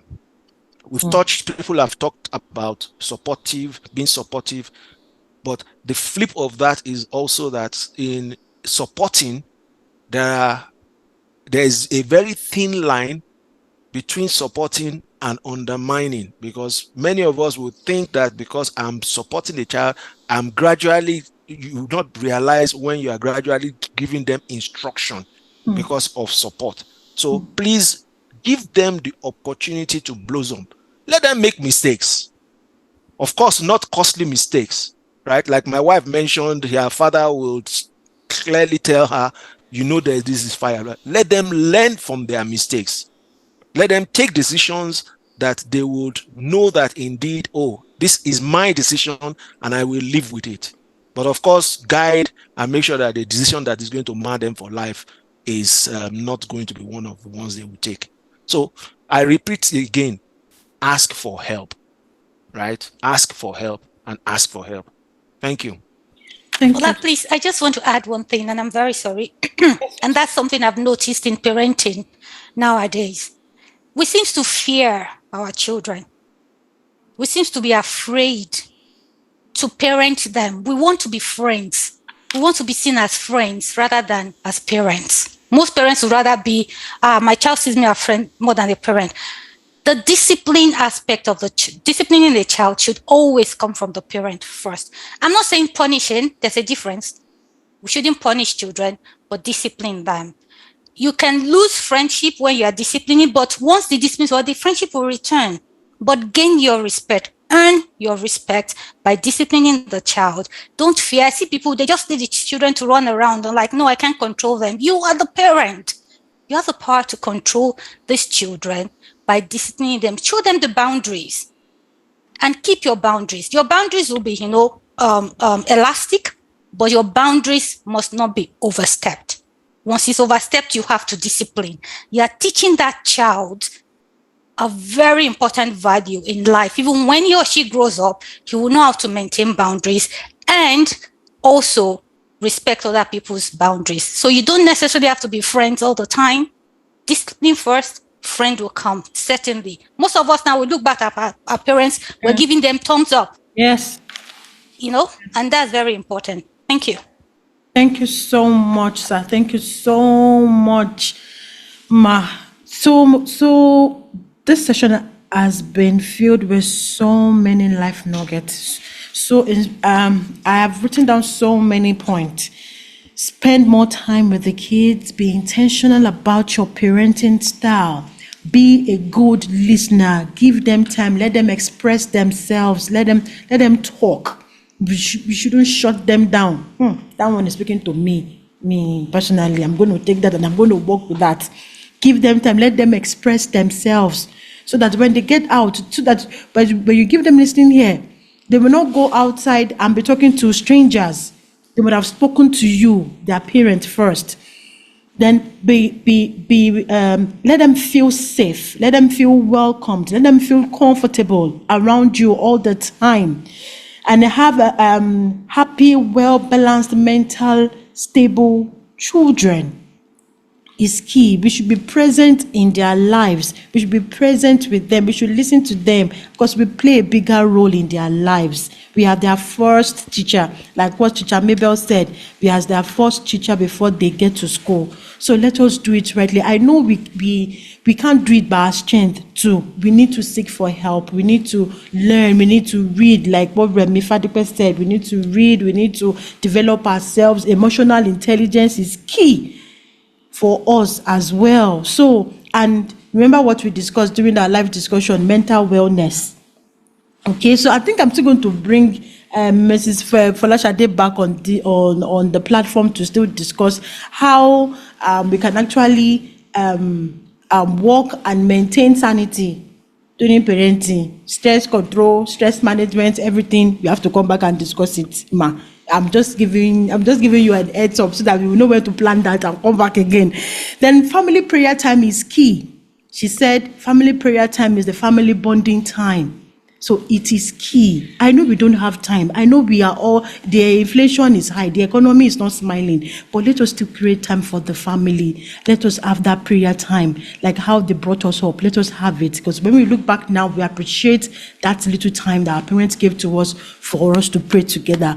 Do not undermine your children. They have the power to blossom. So maximize that time that's talking to you, maximize that potential, brush it up for them and let them blossom to be greater children in life.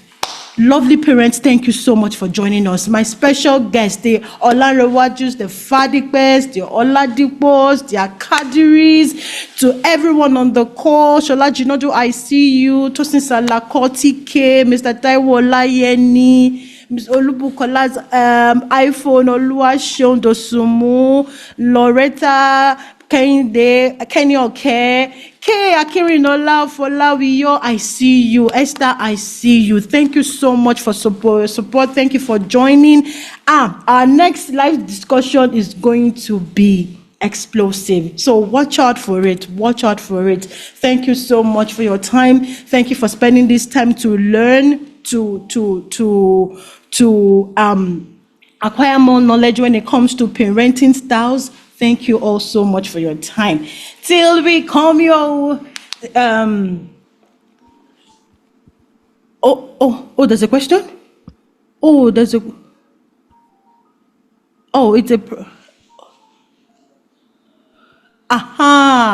this one is major.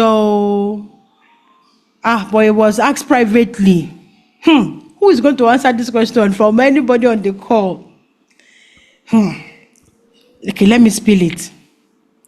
Can regular sex affect parenting styles? Can regular or irregular sex? Educate everybody in the house. This one is open. It's an open conversation. Okay, Mr. Kadedi wants to answer. Can regular sex affect parenting styles? I don't know if they affect negatively or positively. Positively, all the angles we will discuss it, all the angles. There are two different things. That's even the beginning of the genesis of the parenting. What is causing us to parent is that I think it's another topic. It's another, in fact, it's another topic entirely. It is just one of those things. If regularly you have it, you are happy. So probably it would have positive effect on how you parent. Hey, I should think so. I should think so, because if I'm happy, we're having good sex, you're happy, then a happy family, a happy parent. Happy. Everybody's happy. Happy ending. Everything. Okay, the Fadipes wants to. I think the Fadipes wants to contribute as well. Oh my God. Yes, I don't know about him, but in my opinion, I think it contributes positively. You know how women are when they are not well serviced, they get cranky, and that can be transferred to the kids. A lot of people cannot manage their emotions when they are cranky, and you see transfer aggression to somebody that did not even know what's going on with you. You understand? And it's also one of those things we need to understand. So the men also need to make sure that the women, they are well serviced, and the women understand that your husband is well serviced too. Let everybody be happy. A happy home makes a happy child, and a happy child makes a balanced child Happy in school too. society that they bear me. Everybody is happy. Yeah. That's true. The Olarewajus, your contribution on this one. I can see your hands. Liquor has influenced you. I'll just say that. You know what I'm saying? Well, I don't for affecting. I didn't understand that, but like the Kadri said, and my sister also Fadipes also said, it's when you're happy, definitely you'll be able to maintain that. But at the end of the day, I think at some point, if we are being honest, the sex will not be like before. Because, for example, in my house, none of the doors have locks. Yeah. So if David is awake, if it's another, we can easily open the door. Okay. And all. So at some point, you will like have a timetable. Okay, when he's sleeping, you even encourage him to sleep. So at some point, and you know that you have to also do a lot. And when is awake? It's a busy life. And so at some point, raising kids, the I would say the times will be reduced. But at the end of the day, you still have to find a way. So the affecting, it could be. No, I don't understand whether the person is referring to positive or negative or something. So that wasn't clear. But at the end of the day, there's nothing you can do about that. You see. Okay, I see, mommy. Yes, I see Miss Shade raising her hands too. So she will give us, and I will not say something after then. All right. Maybe because my palm has been black, you didn't notice it because I raised it a long time ago. But that was just a joke. That's discrimination. Discrimination against palm. I feel marginalized now. We should resume Konversationswithomobola. Thank God for the kind of parenting I had. Whatever color I am, my father will say, "Look, you're a tigress, and I'm a tiger." Yes, you cannot be any other thing than a tigress. So whether I'm black or not, I'm a black tigress. I'm proud of it. All right. So talking about, because the person talked about sex, right? And the influence on parenting. So sex is very important to the human anatomy. I mean, that's the way God designed it. It's a form of release, right? And when you have that release, it affects every other thing. Your mood, your attitude, your approach, your style. Even you have a normal style. It improves it. It elevates it when you have that release, right? So, and, for us as people who deal with mental health and mental well-being, we know, and it's scientifically proven, that even though sex is an art, there's a science behind sex, right? Because it's a release. And if that release doesn't happen, any release that's supposed to happen and doesn't happen, we cause other organs in the body to weep.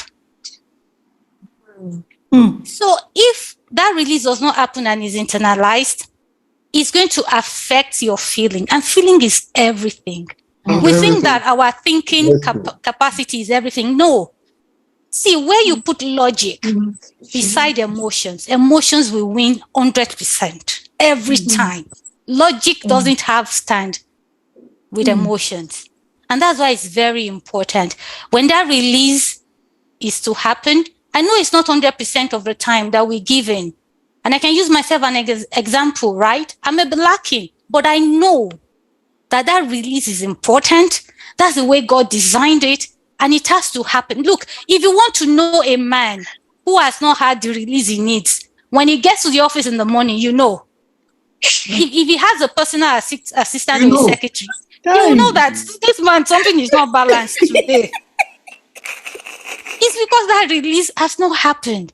When he's getting upset, when he's not supposed to get upset, check the release button. Hey. Maybe that something I that's like not. the So step you- the children in the house will also feel it. In fact, the children are the ones to bear this brunt the most. Because, the wife or the husband may understand what is happening, but the children don't even understand. And because we feel more powerful as parents over children, we pour our frustrations on these poor souls. They want to talk, and they keep quiet if you're talking too much, and the child is like, oh, mom, I have not even said anything. Go and check the release button. Release Something is button. happening somewhere. Release button. Yes, so Uncle Chico, release button. yes, so my parents, they hardly close their doors, but once the door is closed, we know release is happening. So we know it's yes. Thank You don't keep these things for look. I mean, maybe it's just the way our parents were with us, and that's also the way we also internalize it, with our children. You don't hide these things. Your failures, talk about it with your children, because that way they will not fall in the same pit. As parents, we're just too good at hiding our failures. And we should expose all of this so that they can learn. They can know that release is important, although there's a time in your life that this release should be happening. Let them know. When I was in secondary school, we call it oruku-ruku. That means something bad. So you shouldn't do it now because it's bad. Something to be done in the dark. Don't do it because you're children. Let them know. There's nothing wrong in discussing all of these things. But release is powerful and is important. Thank you. Thank you, ma. Thank you so much, all ma. the guys in the house, I think release is important this night. Why is it only the guys? What of the From this night Because my own wife is not here to release. You know that raising a child is really very tasking. Like there's a lot of work to do. So there are times that you don't have time for that release. Sometimes David is not asleep. Yes, when we got here, the doors don't have lock, and we can't even make locks because the landlord is going to. So we had to find a way to put something behind our door. My release. However, hold on. However, we are still very conscious because whatever we put at the back of the door might not be able to hold the door. It is very strong. It can open the door. So we have to make sure is either he is in school or is sleeping, fast sleep. Those two things, and the mood is already dead. My sake, see, you've built your life around your child instead of building your child around your life. Yeah, there's time for everything. Honestly, it shouldn't be able to prevent you from having what you want to have. It can be made to understand the times. When it's emergency, is different. Emergency is different. Even feeding, if I tell you that when we were raising our children, we were even able to get them to feed in 4 hours as children. People were like, I remember my parish mommy of blessed memory, she would say, Sister Shade, if they say parents, she'll raise hand. You will raise your hand though. I say, yes, I'll raise my hand. That's training. And you see, even now that they're adults, they don't do between meal eatings, going to Mr. Biggs, jumping here and there, going to eat, snacking here and there. They don't do that because they recognize meals as meals. And that's it. So you don't, sorry. I was saying they celebrate the meals. Exactly. They celebrate the meals. We never force them to eat. When it's meal time, when they were growing up, put the food on the table and they're like, no, we don't want to eat. Leave the food. Go and do what you want to. Before you know it, they've come back, they finished the food. They cleared their plates. They understood the time. I'm not going to waste my time cooking and then you tell me you're not going to eat, unless it's something that you totally abhor. Like there's some meals our daughter will not eat, there's some meals our son will not eat. We just know those ones, they totally abhor that and they won't eat it. But general meals and general meal times are respected in the home. In fact, when they go to parties and they're coming with their plates and there's rice, you see the other children will be saying, the Oladipos are coming, take your food first before they come. Because when they devour that food, you'll be shocked. This one that they're chasing children to eat. So this was, once they get there, you will see the difference in the level of rice. Wow. And they went to boarding school. Our daughter was she 8 or 9?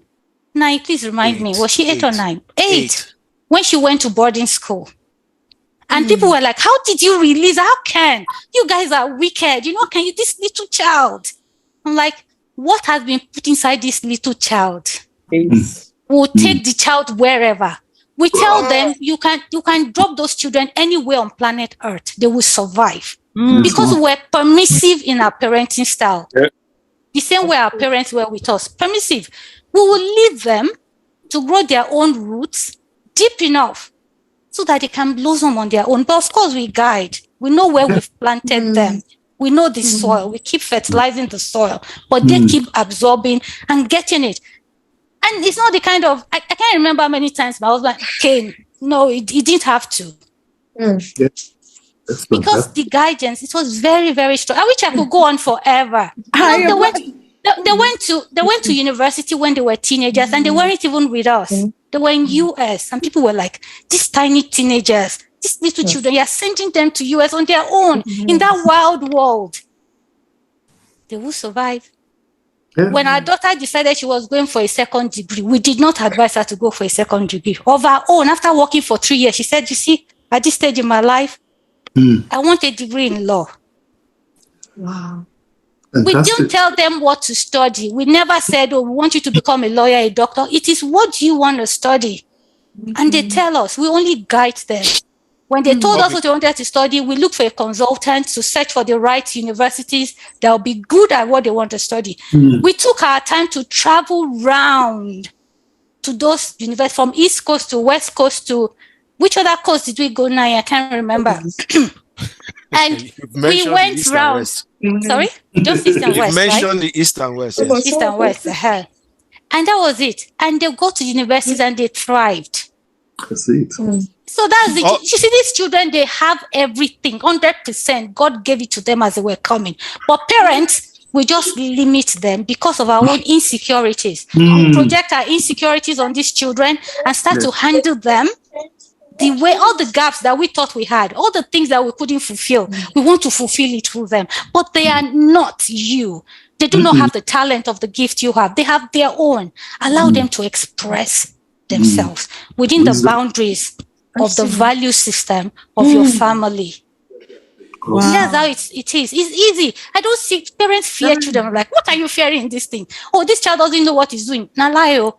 When I can remember what I did when I was 3 years, 4 years, I knew if I wanted to twist people around my fingers, I knew how to do it. And they'll be saying, oh, she's a child. But my father would say, they know what they are doing.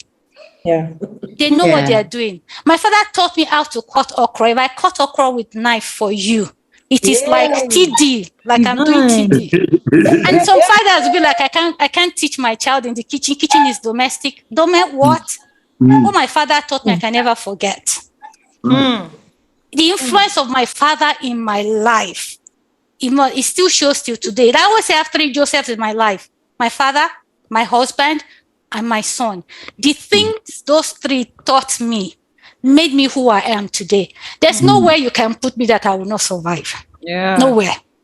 Because of the roundedness of the education from the home, from my marriage, and from my children. And I want you people to remember, these children are also teaching us.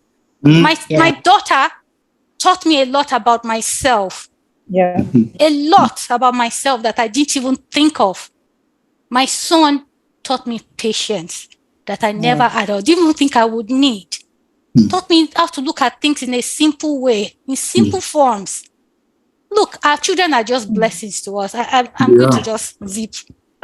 Mommy Shade, if we leave, we will be here till tomorrow. You'll be here too. Thank you so much, Miss. Thank you so much, Miss Fola Shade. Mobola, please. Yeah. Yes, go ahead. Thank you so much, Miss Fola Shade. Sorry, babes. Let me quickly say something. Thank you so much, Ma. In fact, you just even solidified like the conversation myself and my husband has been having for a couple of, now that we know that my daughter is almost approaching secondary school, and we've been telling her that you're going straight to boarding school, you're going to go to another country for boarding school and all of that, and they're just being, but we've kind of also preparing a mind. I love what you're saying, that and I've shared this with some people like, maybe why that's not fair, that's not. I'm like, she's going to go. because I know the training that we've instilled in her. We know that she's going to survive, wherever we put her, there, and, like a lot of people that have encountered my daughter, she's 9, but sometimes most of the time, the way she behaves, you think she's more than 9 years old. Aside being the height, she's way taller. But, even in her interaction, her teachers, from school, from home, her interactions with people. So I'm not like, this girl has to go to the boarding school. Like, she has to go there. We know that she's going to thrive. Let her go there and shine forth. She doesn't have to be all around mom. Then let me trickle it back to the question, that part that they talked about. Release. Release. Release. No, release. It's very, very, very, very, very, very important. And as parents, we cannot shy away from it. So I'm speaking both as a parent, as an educator as well. A couple of times when, myself and my husband, we have good releases. When I get to hear my students say, Miss Mabel, why you are glowing? Why you okay today? And on that day, I'm saying, all your sins are forgiven. No matter. Maybe hold it. Or just hold it. Because the next topic of our live discussion is what I ordered versus what I got. Yeah. That's the topic of our live discussion next month. What I ordered versus what I got. Exactly. So that's what we'll be discussing. And the main topic will be sex. That's what I think I always have it at the back of my head that, David will know what I'm doing. I don't know. Like, I just don't want him to know. But why don't you want him to know? There's nothing wrong in it. It's not a crime. No, someone that, I'm not saying he should see you. I'm not saying he should see you. But he will know that mommy and daddy are loving up. And they love up this type of love up. I do special prayers. Like somebody said. Organ that I do. He's doing it in school. You see people and it's lovey-dovey. That's why I said it's behind locked doors. The loving up mommy and daddy are doing is for private, not public consumption. Not even himself, as close as he is to them, can see that loving up. That is special mommy daddy time. Excluding children. No, actually, I mean, it also depends on how he comes into your room. Like, our own room, when the children were growing up, they had their own rooms. And people used to call me wicked mom. They had their bed. They don't sleep on my bed. My bed is for me and my husband. That's my matrimonial bed. I don't share it with children. The children are Jara to us. They came because we are. And they will leave. Right? And they have left. Exactly. Thanks. And they have Can I come to Calgary, my kid? No, they knew. In fact, my children knew my husband as my husband before they knew us there. In fact, they will tell me, Mommy, your husband. I'll say yes. But I like hearing it, although I'll correct them, your dad. Because I always said, my husband, this bed. If I will tell them, you will soon leave my house. For myself and my husband. You only have how many years more? This is what you are doing. 8 years more, 18. If my daughter will say 18 service too far, mommy is 16. I'm saying, okay, good. Let's work at it. But it's true. It can happen. I graduated as a teenager. I left my parents young. Yeah. But because of what they've put in me, when I got to the world, the wild world where I went, I was able to cope because I then fell back. Initially, I was shaken because it was like a different world. There were words people used that my parents never used on me. Like somebody say you're stupid. Oh my God, that word is heavy. I can't say somebody is stupid. There were some heavy words and I was like, what is this? What world is this? And I was always tearing up, thinking about my parents. And they started to look at me as if I was weak. And I remember my father would say, no, you're not weak. You're a tigress. And no, I'm not. So I corrected myself immediately and said, no, I'm not weak. And I took myself back. And I responded. I didn't react to them. I responded to them by, that word is not me. I'm not stupid. I'm brilliant. I remembered all the things my mother would say to me. Affirmation. Let me tell you, one day I went to my mom. I said, Mom, I don't like the shape of my head. She said, what's wrong with it? I said, it's long and small. And it's because of you caused it. My mom, Paula, the way you did she was shocked, the way her jaw dropped. You know what she did? She drew me close to herself and held me and said, Come. She now took me to the mirror.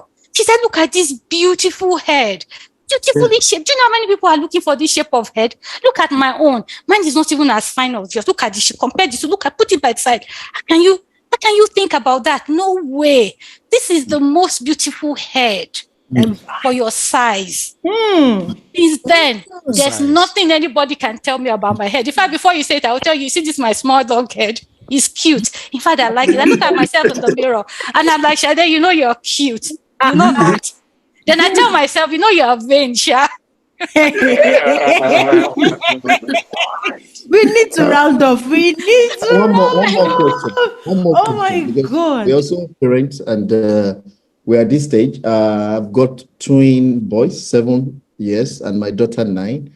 So there's something at this point where we tend to like, okay, kiss in their presence, and the reaction, oh my goodness. Oh, they're like disgusting, We just want to be sure, if we are doing the right thing, or how do we manage this such that they don't see, see it as a negative thing. I don't know. I think it's just something, okay, show, as parents, like express our love for each other in their presence in a way that they will understand, okay, this is how parents, husband and wife should be. But my daughter especially, she always fight with her mom. Why are you always doing that, with dad when we are there? You're showing off, you're doing this, you use my... There's this fight between my daughter and my wife about this. Boys have joined her. And disgusting. And it's like she's intentionally doing that when they are. Sometimes you will call them cop as they are coming. She's doing it. I just want to be sure, listen to people and like, okay, how can we manage this to make them feel comfortable also? Keeping quiet for other people to speak up. Dikin. No, I don't think there's anything to manage here. It's natural. It's good. It's a good thing. So, and there's nothing to be ashamed about that for. Seriously, for me, we've started my own story. I'm a bit polluted person, but thank God, God is still working on me. God is still working on me. When we used to have the problem that the Olarewajus are having at that time, I used to tell my girls that, okay, I want to go and pray for mommy now. Nobody can come. Because I'm going to go and pray for mommy, and Jesus is going to be there. Jesus wants to talk to me. And they'll be hearing you. Oh, God. And No, we are not going to be, how will I put it? So I've always been using that, and it works. So all of a sudden, the Rachel, the one that says it's going to be 30. So one day, she just decided, but Dad, why is it only mommy that you're always going to pray for? We too want to pray for us too. We all go inside. Which one be this? Oh, Jesus.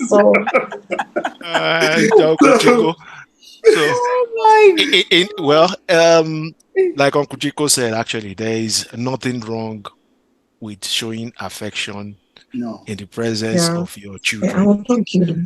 That said, you may also want to find out also from them, why do they feel it's disgusting? Exactly.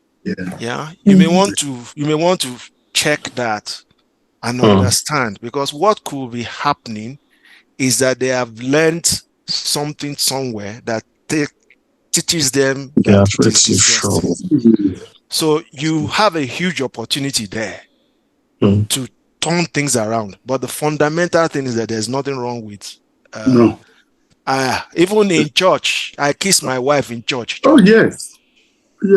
Yeah. So it's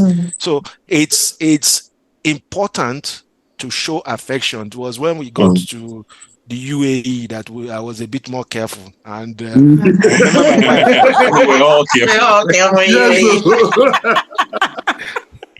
Yeah. Anyway, so fundamentally, there is nothing wrong with it. That's the key point. But you should try to understand why they think it's disgusting. And I listened to the Olarewajus when they were talking about pressing button, and I could hear Madam say, they would hear. Yeah. So, in other words, even you are having that feeling that it is disgusting. Exactly. Yeah. Yeah. In front of the. To scare him. Like, I don't want him to be. The thought of David is in the other room, even if he has his iPad, the thought of him being in the other room just switches off my brain. Like, I just don't want him to. I don't know. It looks like you're going to go and lock David up somewhere. I'll send him to. So if he's not sleeping, and I know that he's fast asleep, not just sleeping and out, then is in daycare or is with my friend. No. Bola, please, I understand you, Folashade, because for females, sex is mental. It's more mental than physical. So once the mental faculty is still very active, how is my child doing? Is he fine? Is he sleeping? Is he awake? Does he need anything? You're not fully present for sex. It's different for men. Men are visual. In terms of sex, they are very visual. For female, creation. Yeah, that's how you're wired. And that's how it's supposed to be for you. Yeah. We need to you can learn to be mental about it, but female are predominantly mental. If you like, show all your nakedness in the world and be jumping all over the place. You can look at your wife, can look at you and say, "Are you okay?" But you can do the same. And your husband will not ask if you are okay. In fact, you are very okay at that time. Thank you, ma'am. So my behavior is valid. It's valid. But go and buy lock. Buy lock, man. If a mental, even if she buys lock, a mental faculty is still connected to where a child is. We have a small lock. We actually have child lock just for our room. But the fact that he's awake, he might be listening. I don't know. I can't. So that's a part is not for the mental faculty. Is to stop the child walking in. Yeah. So the mental bit has to be dealt. That mental thing, I can't get it out of my head. I'm in the room and he's outside. If he needs something, if he needs a cookie. I'm going through a loss. I'm going through a loss. Shade, you remind me of one of my younger sisters. When she got married, and they were in their home. When she wants to go into the bathroom and her husband is there, she will knock on the door. I still do it today too, once in a while. I forget myself and I do it. It's upbringing. At times you get brought up in certain ways that tells you some of these things. So before you even realize, okay, this is my husband, we're supposed to be both naked and not ashamed. It takes time. In that mental faculty, it takes time to erase it. So you see us, when you finish bathing, you want to dress in the room with your husband, you're still in towel. Yeah. I tied up it. And your husband is like, this wow. But you don't even realize it, that's what you're doing. So it's the same mental thing. You just have to find a way to get rid of it. I think it's going to go away, especially now that you're listening to everybody and everybody is normal. And I could remember when me and Bimbo had our first daughter and I asked to come and help us look after her. Now, Mama was going to stay for a year. And 2 months down the line, nothing. And I'm speaking French, speaking all the language, every button press. Bimbo will say, she's still awake. I said, no, she's sleeping. And she's sleeping in the other room. But I can't do it. I was in that situation earlier this year. Or last. It was a difficult period for me, and I just lost my mom. But it was I was praying for you. My mother was prayer does not sort this one out. It's only the Holy Spirit that can comfort someone like him. What I'm going to do to him is not going to comfort him. Oh, no. That's what you think of. Release is very important in that comfort. Release is very important in that comfort. You can pray. I'm not saying you should not pray, but release. Pray the Holy Spirit should comfort him, and the Holy Spirit but do the release too is important. You will see the difference when you combine prayer with the release than doing only prayer alone. Exactly. Thank you, I rest my case. Thank you. Bola, You were Femi. talking about, Bola, you are you know, there was somebody You're said something muted. about the You're They are crossroad. muted. Don't He worry. said something about Crossroad, a movie. Yes, And that's it's a true. movie. I think we Yeah, should I've watch not it seen as it. parents as Yeah. well, so that you can see the parenting styles. The stuff, And as yeah. parents, because we feel so powerful, at times we'll miss it. We miss the impact our parenting styles are having on the children. So if you can find time to watch that movie, Crossroad, will be, I mean, I think, Very because I was just watching, I was like, oh my God, Yeah. see the parenting style, so So exactly. dehumanizing. But the man didn't even know, he thought he was just principled. Right thing, yeah. Yeah. Okay. On that note, we have to come to the end of this lovely session. Don't worry, Inka. We will Bola. start the next live session, next live discussion from that same topic. We are stopping tonight. Yinka is a pastor now, What so he I- doesn't what- do that anymore. Well, what I He doesn't need that anymore. He has consecrated his life to God. Shade, then you need to do it on Sunday morning. The preaching will be wow. The Sunday morning. Oh my Shade. God. Oh, The day we should keep I love holy. you, ma. You see the way Sister Mabel's children will go to students will go to and say, "Oh, Miss, you were She's super glowing. today." That's the way she's glowing, right? That's Your the sins way are the forgiven. congregation will be like, "Wow, what happened to Pastor Yinka today? Wow, it was just in I'm the not fire. glowing. It was on fire. Thank you so much, everyone. Hey, if you are like this, you will not leave this call. It's our family meeting. It's our thought to our family meeting. I know, but we have to go and prepare for church in there tomorrow. Some people have to start their weekends. Yeah, that's true. That's So true. and then we want to release some buttons as we finish. Go so that the mood will not kill the mood and then. Not like church. Leke said was fasting. Church. Leke said was fasting today. Yes, that's why I can drum very well in church tomorrow. You must release. So, So, by God's grace, we're going to have a live discussion next month. I've given us the topic, and the theme is what I ordered versus what I got. We're going to kickstart from where we're stopping tonight. All right, so let's look forward to that. Thank you all for sharing your time with us. Thank you for spending the time with us. Thank you for joining us wherever you did today. We look forward to continuing this conversation in our next episode. Thank you. God bless you. Have